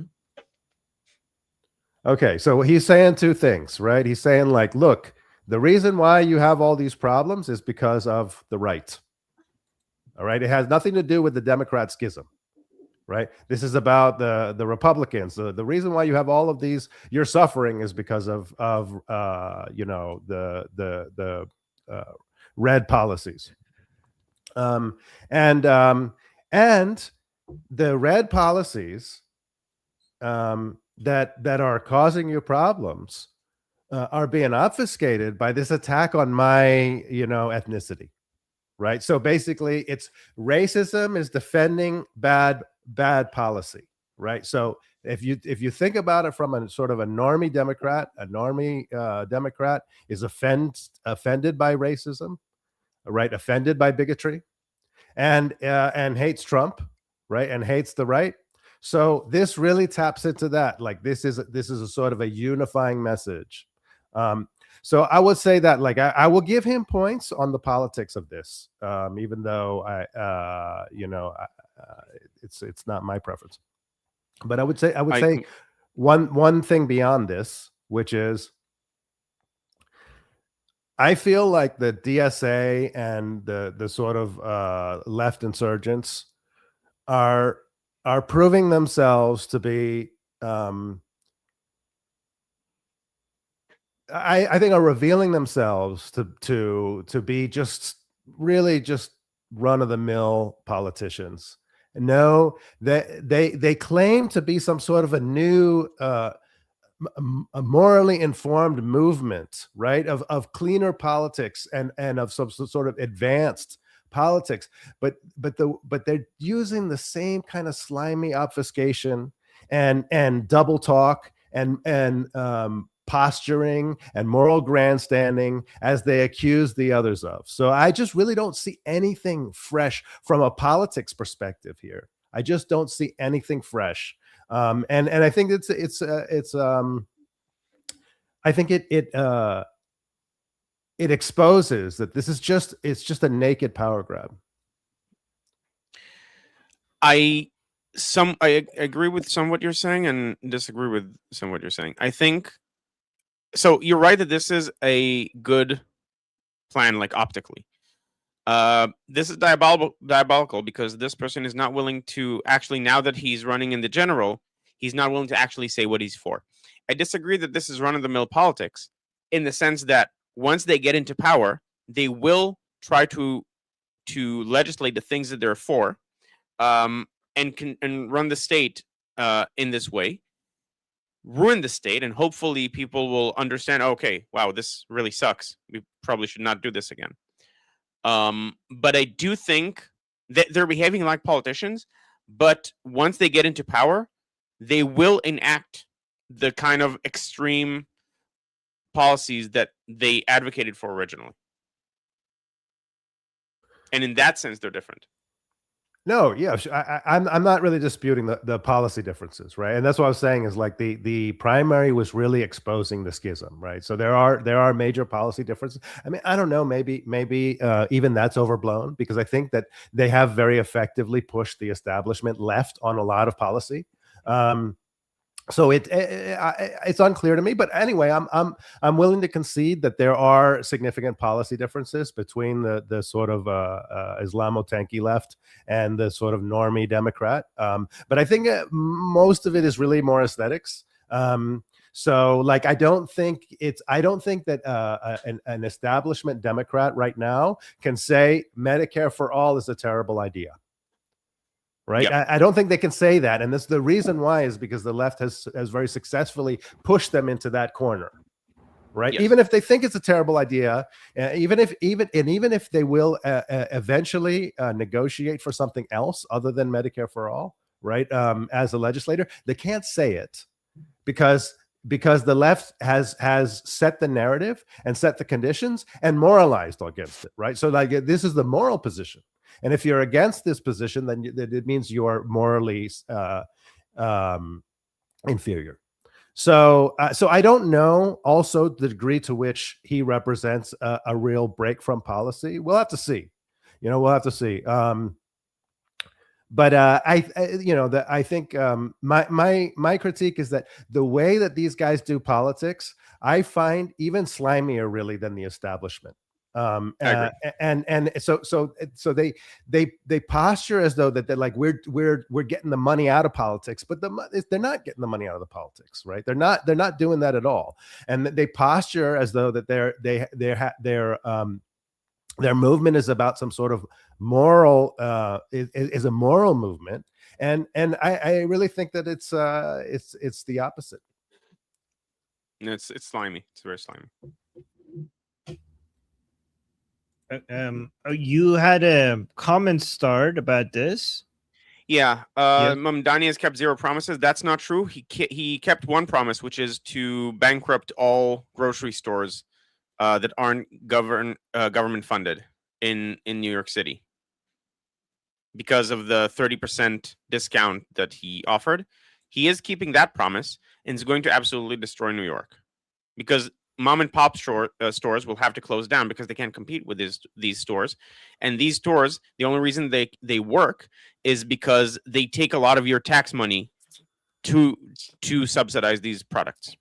So that's one. And the other is the Marxist DSA are pushing the Dem party left because that's where the Dem money is coming from. I don't know if that's true, but that makes sense to me. I believe Soros was never a moderate. Let's put it that way. And he has a lot of money. I just want to point out that the Michigan landlord could be paying about 130% more on average. There you go. Okay. All right. Before we play this video, because you said Mamdani, so I'm going to play him. But before that, we got Stick and Beans with a super chat saying, Mofo POS, 13 weeks to pronounce Ilhan Omar first. Prosecute. Prosecute Ilhan Omar first. I don't understand what this means. Anybody can translate? So he said we have 13 weeks until the elections, Abdullah Syed. And he said, you mofo, 13 weeks to prosecute Ilhan Omar first. Like first prosecute Ilhan Omar, then we'll talk about actual policy. And for what? For marrying his brother? Marrying her brother, like the marrying with the brother fraud. is it was immigration fraud. Yeah, immigration fraud. Okay.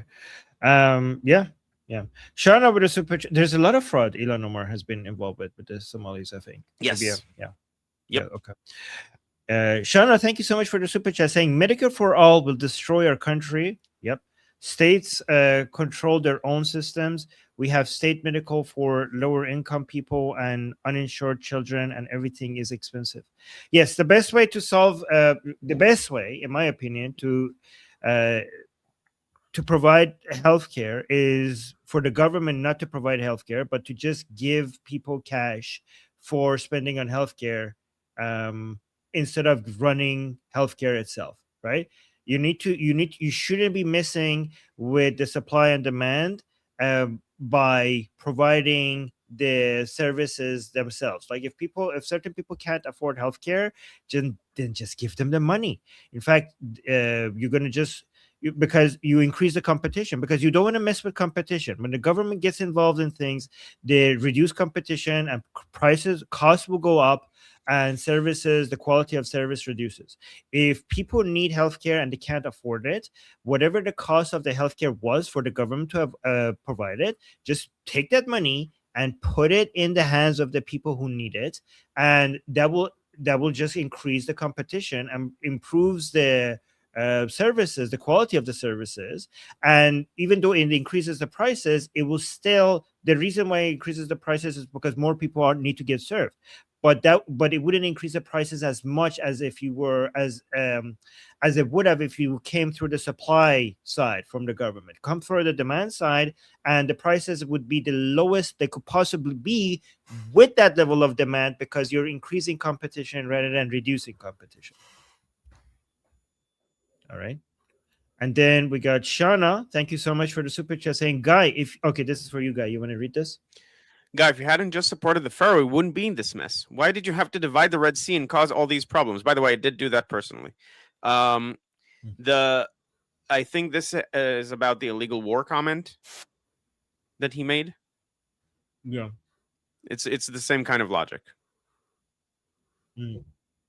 Yeah, why did you do that? The Pharaoh was actually, you guys were barbarians. The Pharaoh was the civilized, and you guys were uprising against. He changed his mind on a no backsies, and that's a crime punishable by death.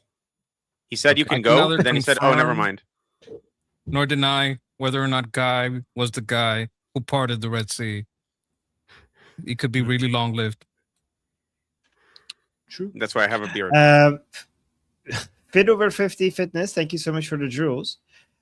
Jew hater with another super chat saying the Zionist / neocon talking points no longer works. You all got destroyed in the propaganda war. LMFAO. FAO. Guys, that's all. FAO. That's always a good sign that you're on the right side, because you actually have no argument. You just make claims without actually supporting your arguments. And when you that LMFAO is basically coping. Like, you're actually so angry that we're saying these things, and you're just trying to cover it with them, saying He's your admitting his allies propaganda. are what he says. Yeah, let me your jump in. allies are all 70-year-old Whites and Jews. Whites Whites and and Jews, Jews, but okay. spelled badly. Yeah, I'd also like to respond, but if Sid wants to respond first. Yeah, I so can send you yeah, the- I want to respond. So I mean, if you know, if y'all have heard me talk before, you may have heard me talk about my admiration for the Hamas, Muslim Brotherhood, and IR propaganda game. I do think that they have done a good job with regards to that, and I do think that, like, we have to acknowledge that in understanding how to counter it. Mhm. So, but I always said, like, with regards to Israel, if Israel has to choose between winning the information war and winning the kinetic war, then there's no contest. There's absolutely no contest. So Jew haters, his heroes got smashed, and the propaganda war is a consolation prize because we still live in meat space. So I'll give it to you. I'll give it to you. And I have said it many, many times. Like, I think that the propaganda war is real and it's meaningful, and it matters that that you all have been so successful at it. But you really have to understand that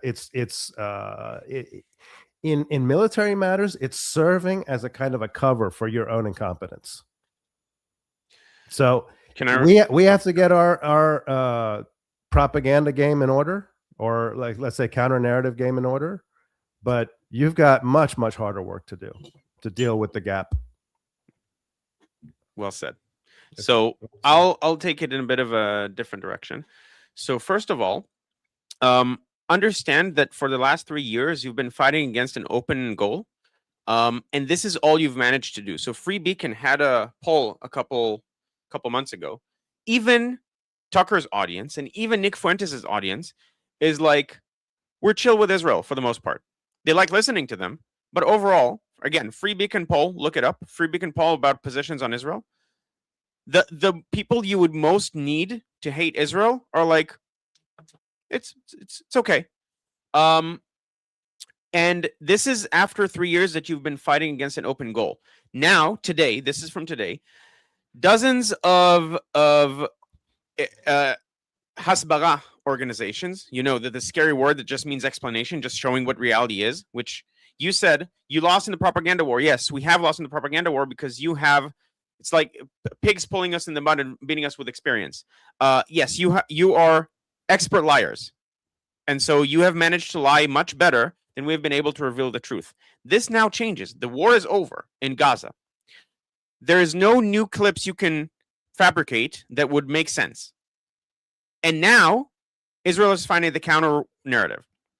And until, so that's one thing. So there are like over 70 Zionist organizations that are now trying to, or are starting to fight the genocide lie. It's called GazaGenoLie.com.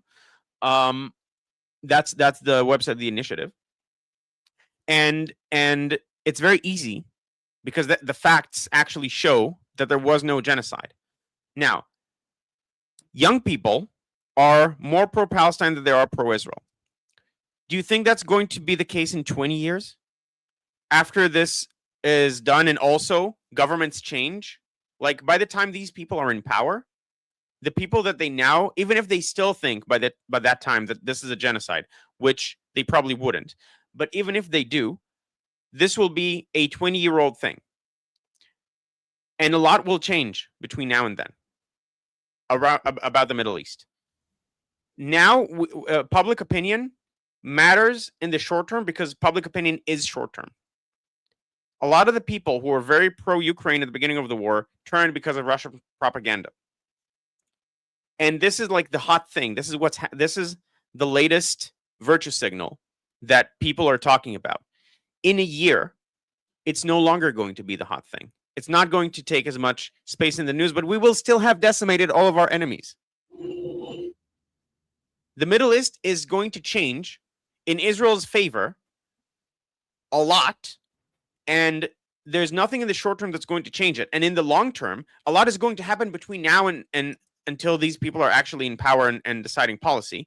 And we can reveal the truth much better than you'll be able to sell your lies, because Gaza was a unique situation that is never going to repeat. There will never be a terrorist organization that is going to hold hostage 2 million people. Read Ahmed Fouad al-Khatib's book, by the way, 2 Million Hostages.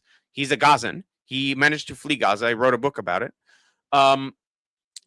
In an environment that's a hotbed for this, and that maximizes civilian casualties by putting them in the line of fire, as shown by the video I showed yesterday of Fathi Hamad saying explicitly that this is their policy.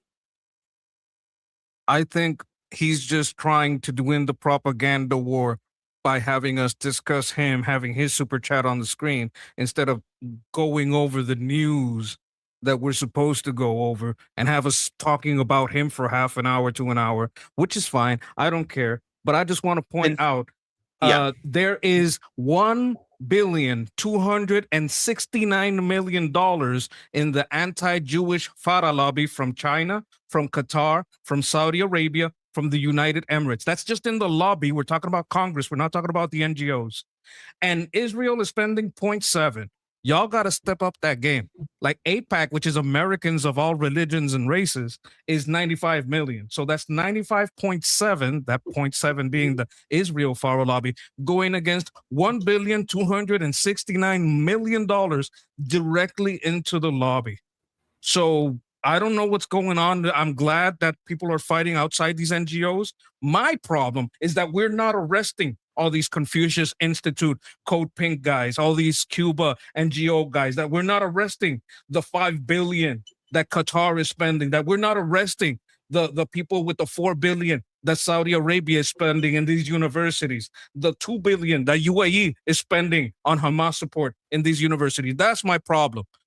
The real problem. But I don't want this guy to just derail the show and we don't get to any news stories because we're here talking about this motherfucker. No, that's not fair. That is not fair. I'll tell you. This is exactly what this show is about, and we will keep the show about this. Okay, go ahead. Thank you. Yeah. Let me to speak. And the responses we got from you guys were golden, and I'm so happy that Jew Hater is here to say this, because we managed to get some really good responses. So Guy said, Monkey, don't that answer was really, really good.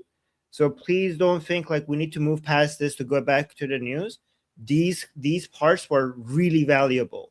I really appreciate your answers. So this is exactly what we want more of. And I want more people with these garbage ideas to come here to say this thing so that we could respond to them. And I think Guy also does a good job sometimes noticing these comments in the chat and starring them and making sure that we spend some time answering them. So go on, Guy. I'm sorry. And my by the answer way, is just stuff I said before. No, that was great. Your answer was great as well. But go on, Guy. So I agree with you that they have been fighting an open goal, and the fact that this is all they've managed to do means that they're going to lose this long term. They've done a lot, but there was no pushback. I agree with you. Now the pushback is starting. Israel now understands that this is a critical front and will use its ingenuity to fight this front. Imagine what this means. Imagine using the Mossad level ingenuity to fight the propaganda war. Okay, so they've gotten so far. They've done a lot.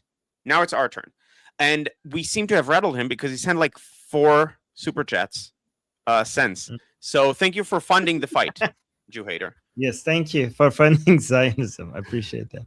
Can I just say one more thing, we can move on if okay. So something that Monkey said that I think I wanted to build upon. So yesterday I think we were watching that clip of JD Vance talking about among other things China's industrial capability. That China has become a major industrial power, and maybe let's say a world-leading industrial power, and that it didn't happen overnight.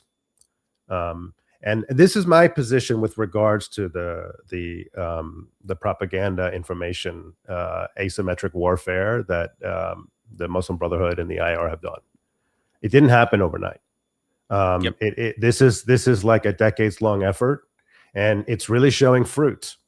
And we cannot turn it off overnight. This is a long-term effort, and I think that we're realizing now the degree to which they have, or the degree of achievement that they have, the degree to which they influence the narrative forming infrastructure. We're realizing that now. We're realizing it's a major liability. But I would just say, like, okay, yes, it's true that they're strong in this regard, but their strength in this regard, I think, ends up hiding a lot of their own dysfunction and a lot of their own vulnerabilities. And now we realize that this space is important, and we have to contest this space. And one of the things that we're going to do is we're going to start exposing and exploiting their vulnerabilities, which are legion. Okay. Exactly. And if you look at the anti-Western, anti-Zionist coalition, they ought to hate each other. Okay, they ought to hate each other, but they have this very, very convenient unifying enemy, which is Israel or the West or the US or whatever. So it's very convenient because it hides all of their own idiosyncrasies and their own divisions. So you've had your fun, and that's great, but in the end, you can't. I mean, let's even just look at the some people call it the red-green alliance, right? Some people call it the red-black alliance. Well, so there's green and there's black, right? Green and black have within themselves major points of disagreement that can be violent. Okay, same with red and green. There's another green. There's the Greta Thunberg green, right? So Greta Thunberg green and Hamas green cannot coexist. Now, Yes. if you look at the West, and if you look at the sort of Zionist movement, you have a lot of different kinds of Zionists and a lot of different kinds of pro-Western people, and we can coexist. We have our differences, okay? The Jew and the dispensational Christian have very, very different theologies, but they can coexist because even the Arab Muslim Zionist can coexist. Okay, so we have this advantage. We have a massive advantage, and you have this disadvantage that in the end, your ideology requires you killing all of your alliance partners. And we're going to start exploiting that.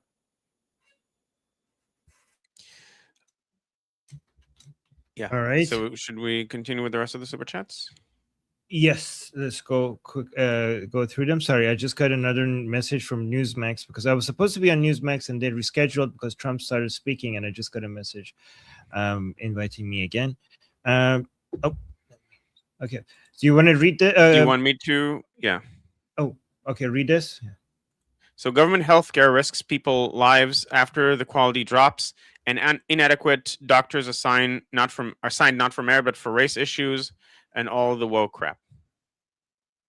Thank you, Steak and Beans, for the super chat. Thank you. Oh, this is for Sid. Sid, do you want to read this and respond to this? Sid is basically describing MAGA, but is gaslighting these true outsiders, not backed by billionaires or PACs. Bro said they're worse than established.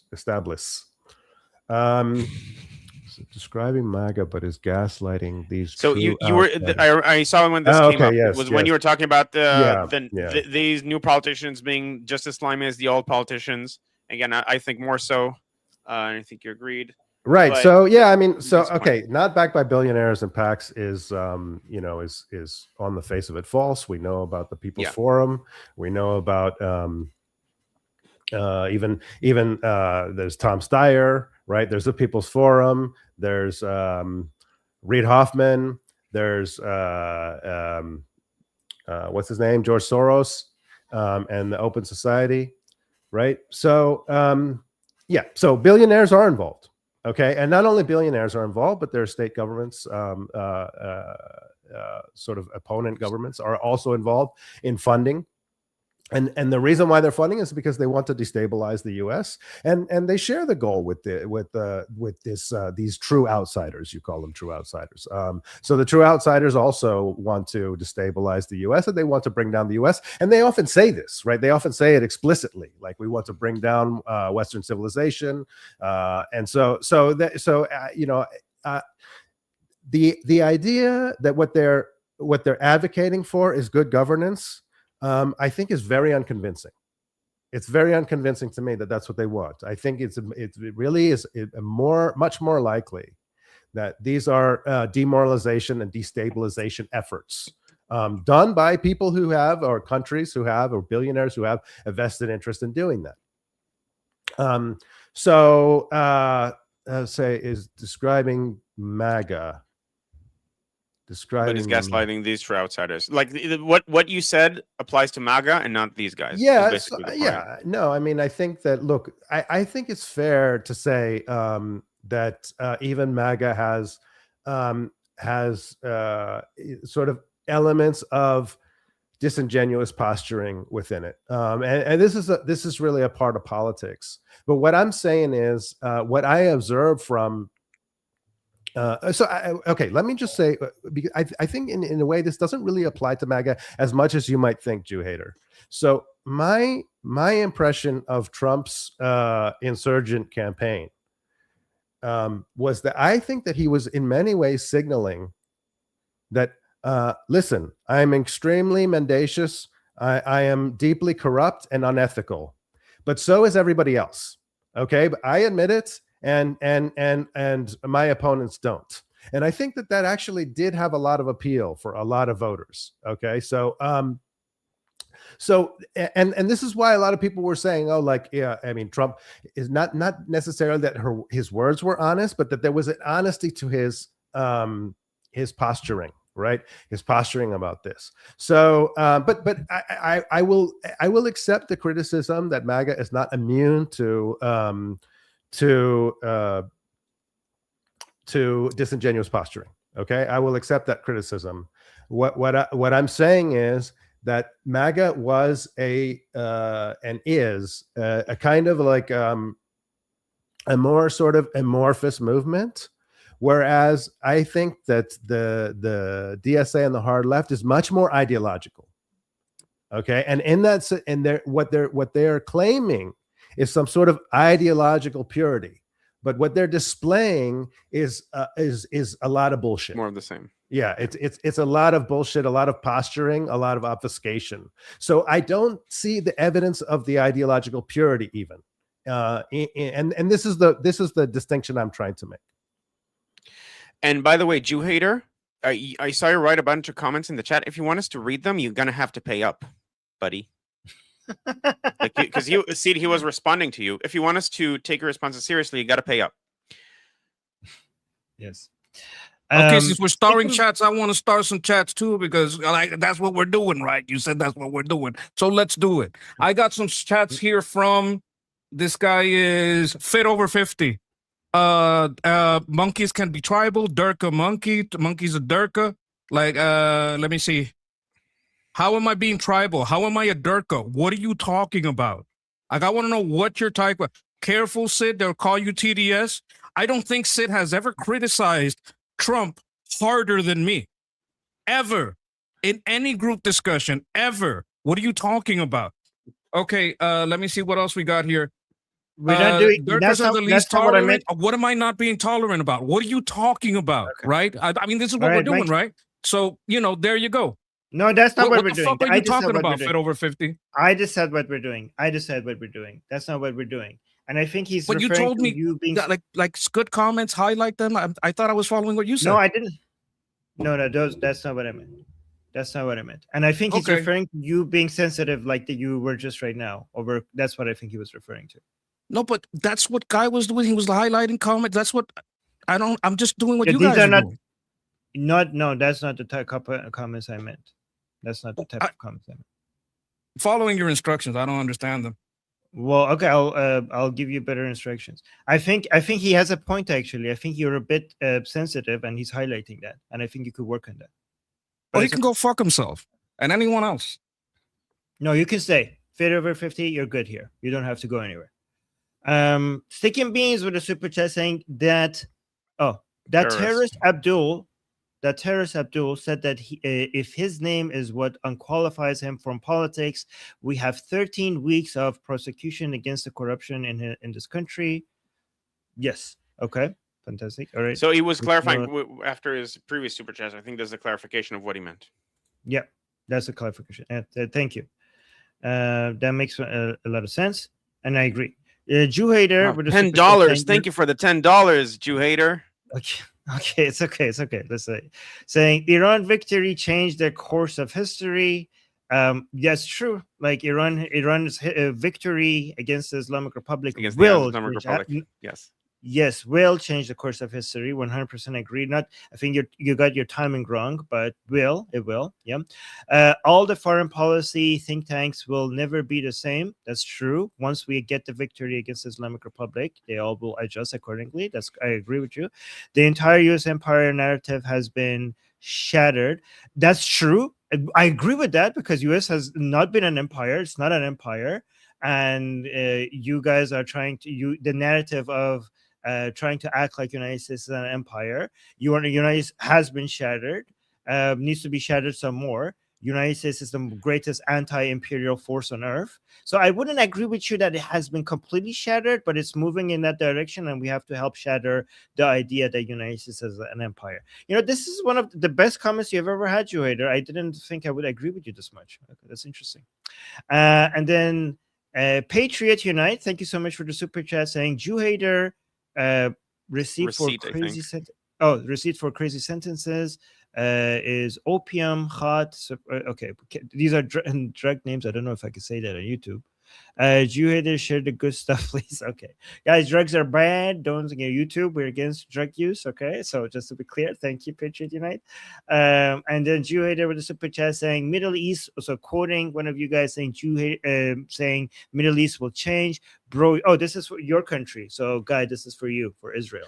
Bro, your country stopped attacking Iran. What happened? Remember that air supremacy thing? Lol. So why isn't Iran attacking us? Why is it attacking all the other countries? If it's so, it has the missiles, it has the capability. I'm waiting. Please strike me, Iran. See what happens. We're not attacking because we are agreeing to the U.S.'s request to not bomb them at the moment. We have won 2 wars against them decisively, and we're just waiting for the opportunity to finish them off. Yeah, I wonder why he doesn't ask the same question because we know the answer for Israel is that they want to, but they don't have the green light for the United States. But why don't you ask that question about the Islamic Republic? Why are they attacking Kuwait, Bahrain, Jordan, and they promise that they're going to wipe out Israel off the map, and they're not sending them a single missile or drone? So answer that question. And I've got another super chat from. Yeah, thank you for funding Zionism. Jew hater with another super chat saying the Mexican is scared to show his face, but thinks no. First of all, he's not Mexican. You racist scum. And can also, I reply to him? He has. Yes, of course. Go ahead. Reply to him, Monkey. Go ahead. Okay, so why did I choose this form? I chose a monkey because I don't think I'm above anybody. I put myself below everybody because monkeys are below humans. That's number one. Number two, there's a lot of Iranians that can't show their faces. So if anybody has a problem with people not showing their faces, you're going to have to tell that to all of Iran. There's a lot of people in UK that can't show their faces because they get dragged in by the UK police. There's a lot of people in Germany and all over Europe that have that problem. There's a lot of people in Canada that don't have that problem. So any fucking body anywhere on earth that has a problem with people that don't want to show their identity, oh, why doesn't he show his face? Fuck you. I mean, he's not showing his face, Monkey, and he's not even using his name. Right? So yeah, show your face. You don't think that's his name? Yeah, is that your face? Is that your name? Like, what are you doing? Like his middle name is 5773. Yes, true. Okay, you're outside it. Yes. Okay. That's who highlights somebody start this? I did. Yeah, I did. Okay, I'll talk about it very briefly. So it's a fun fact in Jewish in Kabbalah, which is like Jewish mysticism, one of the predictions is that the four horsemen of the apocalypse will have four colors, which are black, red, white, and green. And incidentally, those are the colors of the Palestinian flag. But we don't have we have the red and the black and the red and the green. We don't have the white yet, so that could be a movement. But like that's a fun little tidbit I wanted to bring up. I thought it would be interesting. Interesting. Thank you, Funson. Thank you so much for the jewels. I appreciate you. Elite 02K is saying, did we find out why Jew hater hates Jews? So he actually doesn't. He hates a concept of Jews that exists in his head. But as soon as he saw a Jew and didn't know it was a Jew, he was like, "Damn, this guy's good. I like this guy." So yeah, he has like this Jew. devil. He in likes his the head. Jew on the panel. Yeah, he's the Jew on the panel is the one and making Jew haters look dumb. Yeah. True, maybe. Also, look at this copium here saying, how cute. You all are so fucking cooked once USA cuts you off. This is peak copium, right? Yeah, so I'll briefly reply to that. The USA aid that is very helpful to the USA is like 3% of Israel's GDP, and Israel is now becoming a weapons exporter in amounts that are way higher than what the US is giving us. And Israel is going to, before the election, Netanyahu said already this is going to happen, is working with the Americans on the new way to have an alliance. Instead of receiving the money, like the money's going to end. The money's going to end by Israel's own request because it's not allowing us to be competitive in the weapons market. So instead, we're going to do co-development so that we can both benefit from selling weapons and Israeli innovation to the world. But oh no, right, so the American funding. Yeah. Great responses. Thank you also, Fit Over 50, for the jewels. I appreciate you. Thank you. All right, let's go to. Hey, by the way, Fit Over 50 also sent a message that he loves Monkey. Oh, that's sweet. Oh, look at Sid trying to. I don't believe him. Look it up. You should have started Monkey. How did you not? I said I didn't believe him. I didn't say I don't believe you. Oh, okay. Okay. Okay. Sid is trying to make peace. Okay. Let's watch Mamdani. I think of the freedom from suffering that Buddhism teaches us is only possible if we remove the three poisons of desire, hatred, and ignorance from our daily lives. We need not accept suffering as unchangeable. We need not treat hatred as the natural state. We have the power to set ourselves free. And I consider my own faith, Islam, a religion built upon a narrative of migration. The story of the Hijrah reminds us that Prophet Muhammad ﷺ was a stranger too, who fled Mecca and was welcomed in Medina. Surah An-Nahl 1642 tells us, as for those who immigrated in the cause of Allah after being persecuted, we will surely bless them with a good home in this world. Or as the Prophet Muhammad ﷺ said, Islam began as something strange and will go back to being strange. So glad tidings to the strangers. If faith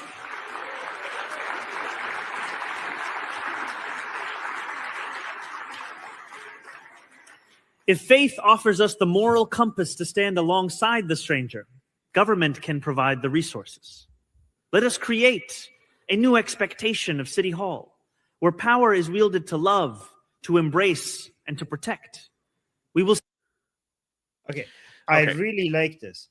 Wait, once. Can I? Before you do that, because I haven't said anything for a while. Okay, as an ex-Muslim, I have to go soon. So. Oh, okay. Go ahead. You go. Okay, so first of all, if this is call for immigration, Muhammad killed those people. Then.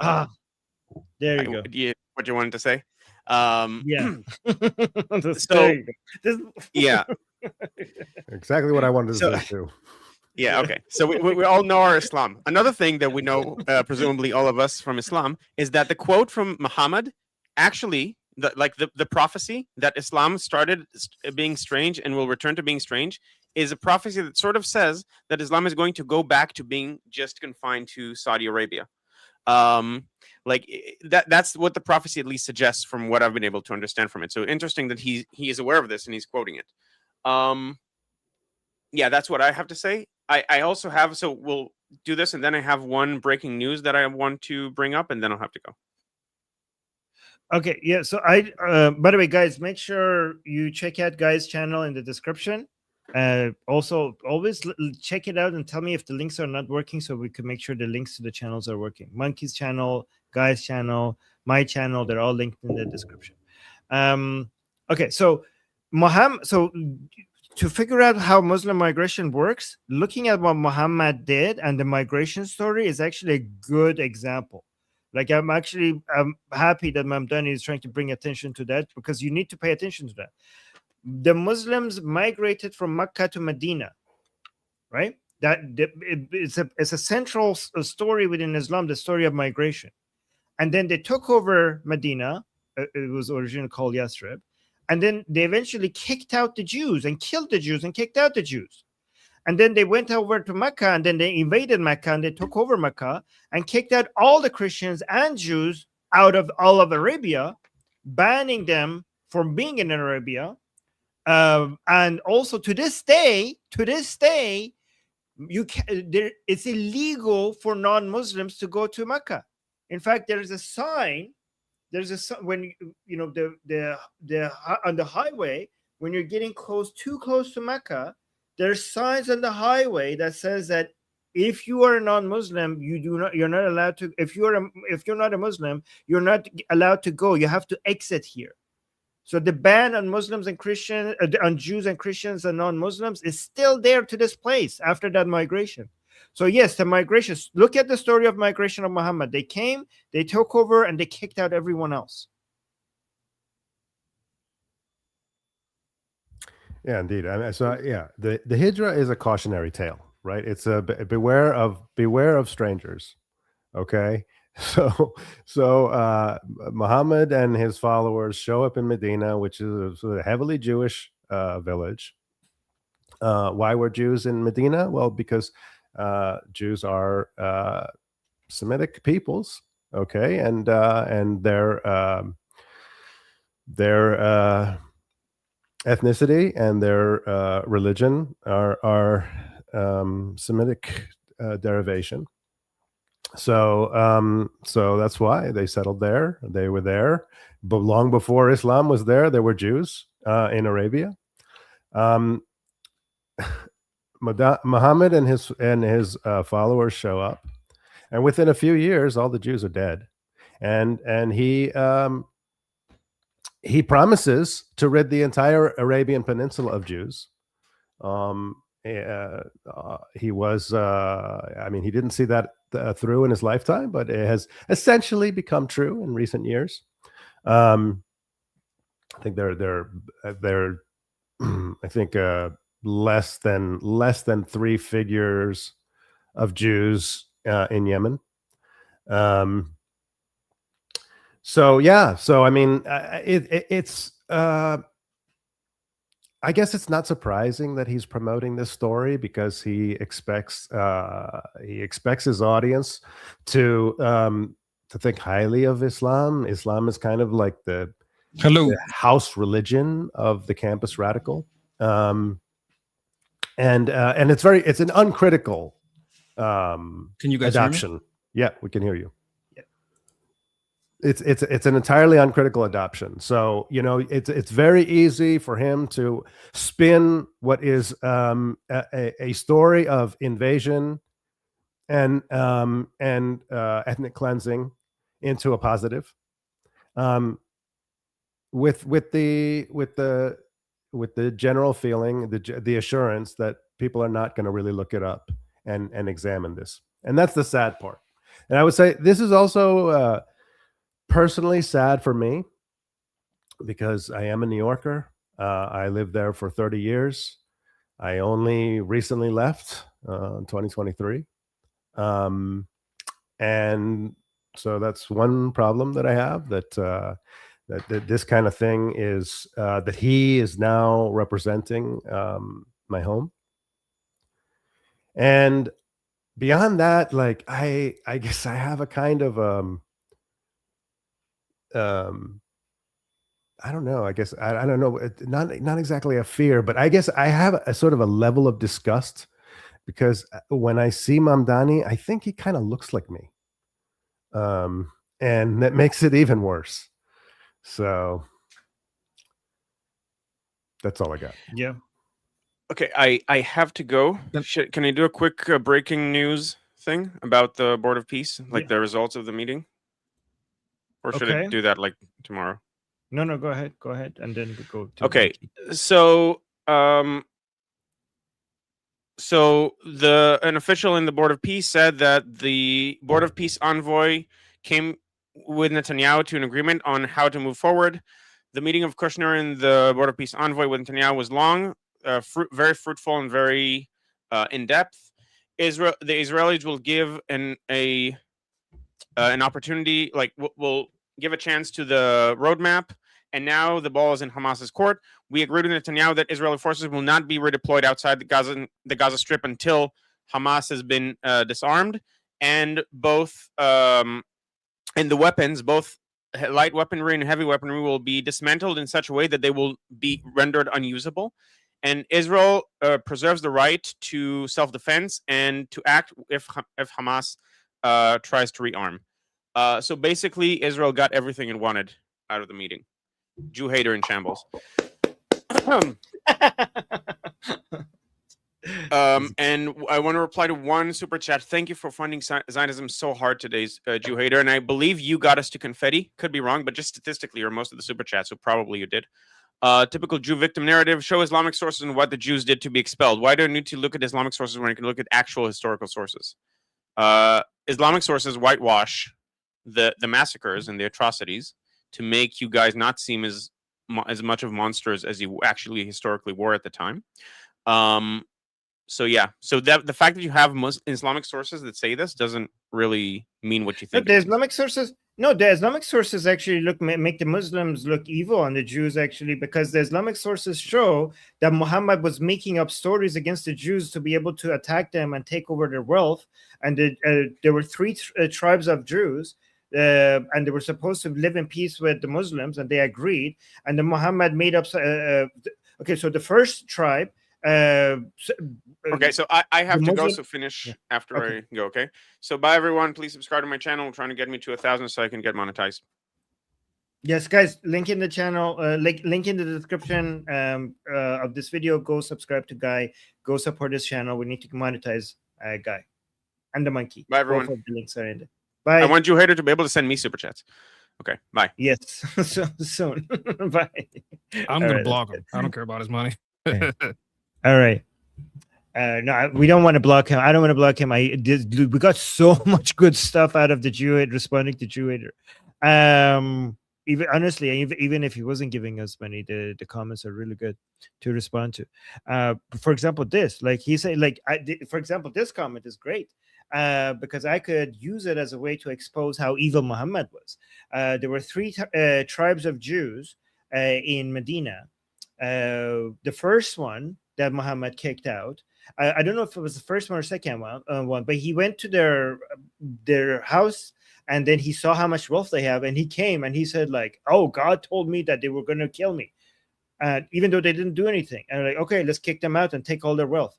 In the second tribe, the Muslims harassed a Jewish woman, and one Muslim harassed a Jewish woman. The Jews responded by attacking that one man, and then they kicked out all the Jews, in their men, women, and children. All of them kept their wealth, kicked them all out because some of the Jews attacked that Muslim who was harassing that woman.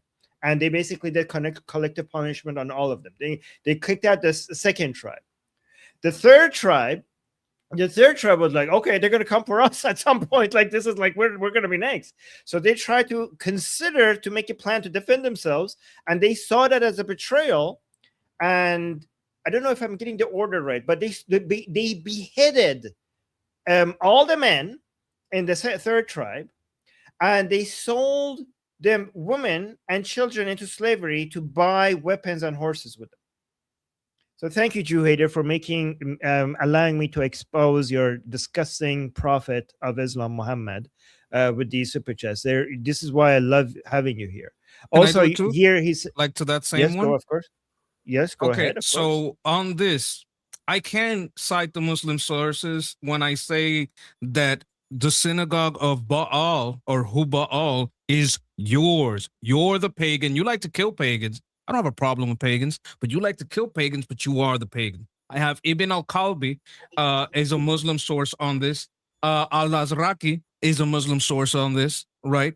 You still circumnavigate the Kaaba of the idols, whose main idol was Hubal. So you are the worshippers of Hubal. You have a false religion. You have a false prophet, and everything about your religion is false. All right. So just to make it clear, I can also like understand that you think the Muslim sources favor you, but they also demonstrate that everything you say about your God is false. I'm gonna put the link to the academic level investigative report on this so everybody can see that your God is false. And it's the Islamic sources, the Muslim sources that show it. Okay. And then he also says low IQ Islam knowledge. Bro didn't mention the Medina Treaty Constitution. Yeah, low IQ is you thinking this is a comeback because there's nothing in the Medina Treaty or Constitution that was signed by the Jews that made it okay for Muhammad to come and say like, oh, you attacked this Muslim here, so I'm going to kick out all of the tribe and take out all of their money and all of their wealth because this person attacked one Jew attacked a Muslim, and now I'm going to do collective punishment on all of you and collect your wealth. Nothing in the and also the attack was justified because the Jews were defending themselves against harassment. There was nothing in the treaty or constitution that made the Jews agree that when we invite Muhammad for lunch or dinner, he could come out and say like, oh, there was a revelation from Gabriel that told me that they wanted to kill me, even though they didn't do anything. But I got it, Gabriel. Trust me, bro. Gabriel told me that these people want to kill me, so let's kick them all out and take their wealth and money. Okay, there was nothing in the treaty or constitution that the Jews signed with the Muslim that made them agree to be beheaded. All of everybody that was supposed to be a man. And you know, by the way, this is so great. Let me use this as a way to embarrass Islam even more. Do you know how they decided who's a boy and who's a man? To see if you're a man, you will be beheaded, and if you're a boy, you will be sold like the women and other children to slavery. They pulled out their pants to see if they have pubic hairs. This is in Islamic sources, guys. I'm not making this up. This is their own Islamic sources. Prophet Muhammad and Imam Ali and all these holy people in Islam pulled out the pants of men and boys to see if they have any pubic hair, they will be slaughtered. And if it had none, then they would be sold to slavery to raise money for guns and horses. This is in your scripture. This is your disgusting religion. By the way, that also means that they consider 12, 13-year-old boys to be men and be beheaded because they were considered men. So they beheaded children as well because pubic hair apparently was good enough to consider somebody a man. This is how vile and disgusting your religion is. And I thank you for the opportunity for me to show to people how vile and disgusting your religion is. I know more about your religion than you ever would. And then Stick and Beans with a super chat. Thank you so much, Stick and Beans, saying the Muslims are a majority, are a migratory. Don't say speech. We don't want to. We have to be careful. Okay, so they are migratory for being nomads. Species. I don't know what to say. Nomads originally after done exploiting one spot, move on, pillaging everybody, exploit or depletion, move on. So yes, okay. So you're saying that Muslims. Okay, I don't know if it's the ideology. I don't think the nomads. The nomad thing is more of an Arab thing, pre-Islamic Arab thing. And at those times, I don't know if we're mixing Islam. Yes, I think we're mixing the Arab customs at that time. Let me see. Let me read it. The Muslims are majority for migratory for being nomads originally after done exploiting one spot, move on, pillaging, everybody exploit. Okay, so here's the thing. Whatever the customs of the Arabs were at that time, that is not the issue that we have with Islam today. What is written, what is sticky and is written in the Quran and Hadith, that is the issue. Okay, so whatever they were doing back then, there were so many other people who were doing the same thing. And I think like what you're describing existed even before Islam. What you're describing existed before Islam, and it existed among other tribes as well. What made Islam an issue is the revelation in the Quran and Hadith that made it far worse, because that is something so many people did. What was written as the revelation in the Quran and in the Hadith as the word of Muhammad introduced moral standards that were even worse than what was norm at the time. Even the people who were exploiting and pillaging had certain standards that Islam went below that. It made it below. Like Muhammad introduces certain standards that people back then, even the Arabs, were like, "Are you kidding me? Like, is this not vile?" And also, it made it sticky. It means that it remained with us even after lifestyles and other societies progress. This is how I see it. And thank you so much, Steak and Beans. Steak and Beans with another super chat saying, "What, Mama? What is this? I don't want to die. I don't know. Can you, Mikey? Do you know how to pronounce? Do you know what is happening here?" Well, we were speaking about Jew hater maybe being in his mom's basement. Mama, Oh, I don't okay. want to die. Why did Papa call me Jew hater at all? Why did this mother Okay. name him Jew hater? That's like Oh, that the was his naming real name, as if that, conventions. Okay. yes, okay, as if that's his real name. Okay, so interesting. I'm not gonna spend time on this, but Jew hater always wants to bring. But whenever we humiliate his religion, he likes to bring something from the Bible, admitting that he actually can't defend his religion, and he wants to do whataboutism. Every time we looked at the context of the verses that he brought up, we saw that he's actually spinning his own narrative without actually representing those verses accurately. It doesn't really matter whether it's accurate or not, because it basically shows that he has failed to demonstrate that what we're saying about Islam is wrong, and he's getting desperate, and that's why he wants to do whataboutism. Here's the sign that I was talking about in Saudi Arabia, guys. If you go to Saudi Arabia, you get signs like this. If you're getting too close to Mecca, they give you signs that, okay, only Muslims get to go this way, because non-Muslims do not get too close to Mecca. So you can see this is what Islamic hijra or Islamic migration does. That is still today, non-Muslims cannot go to a land because that is for Muslims only. So yeah, take Mamdani seriously. Like, I know the context of that thing he was talking about. He was taught the Midianites were the worshippers of the crescent and Baal. Yes. Look at this. You say Muslims only for Muslims can go this way, because you can't get too close to Mecca, apparently, if you're a non-Muslim. And Elite, thank you, 02K with a super chat saying, "Jew hater, why not join the discussion group later today?" Yes, actually, that's a good point. Join our discussion group. Come talk to us. By the way, I don't, Sid, Mikey, are you going to be in the discussion group today? Yeah. I might. Yeah. Okay, so please be there, because I don't know if I'm going to be there today again, because I was supposed to be on Newsmax last time, and then President Trump started speaking, and then that's why I wasn't able to. It got canceled right a few minutes before I was supposed to be on Newsmax, right? But now they just messaged me again, and then I'm supposed to be on Newsmax. Maybe I'll show up, but a little bit later. I don't know how long the segment is. I'll figure it out. But today I might not show up. I might show up. But guys, we have daily group calls in our discussion group. The link to it is in the QR code at the top left.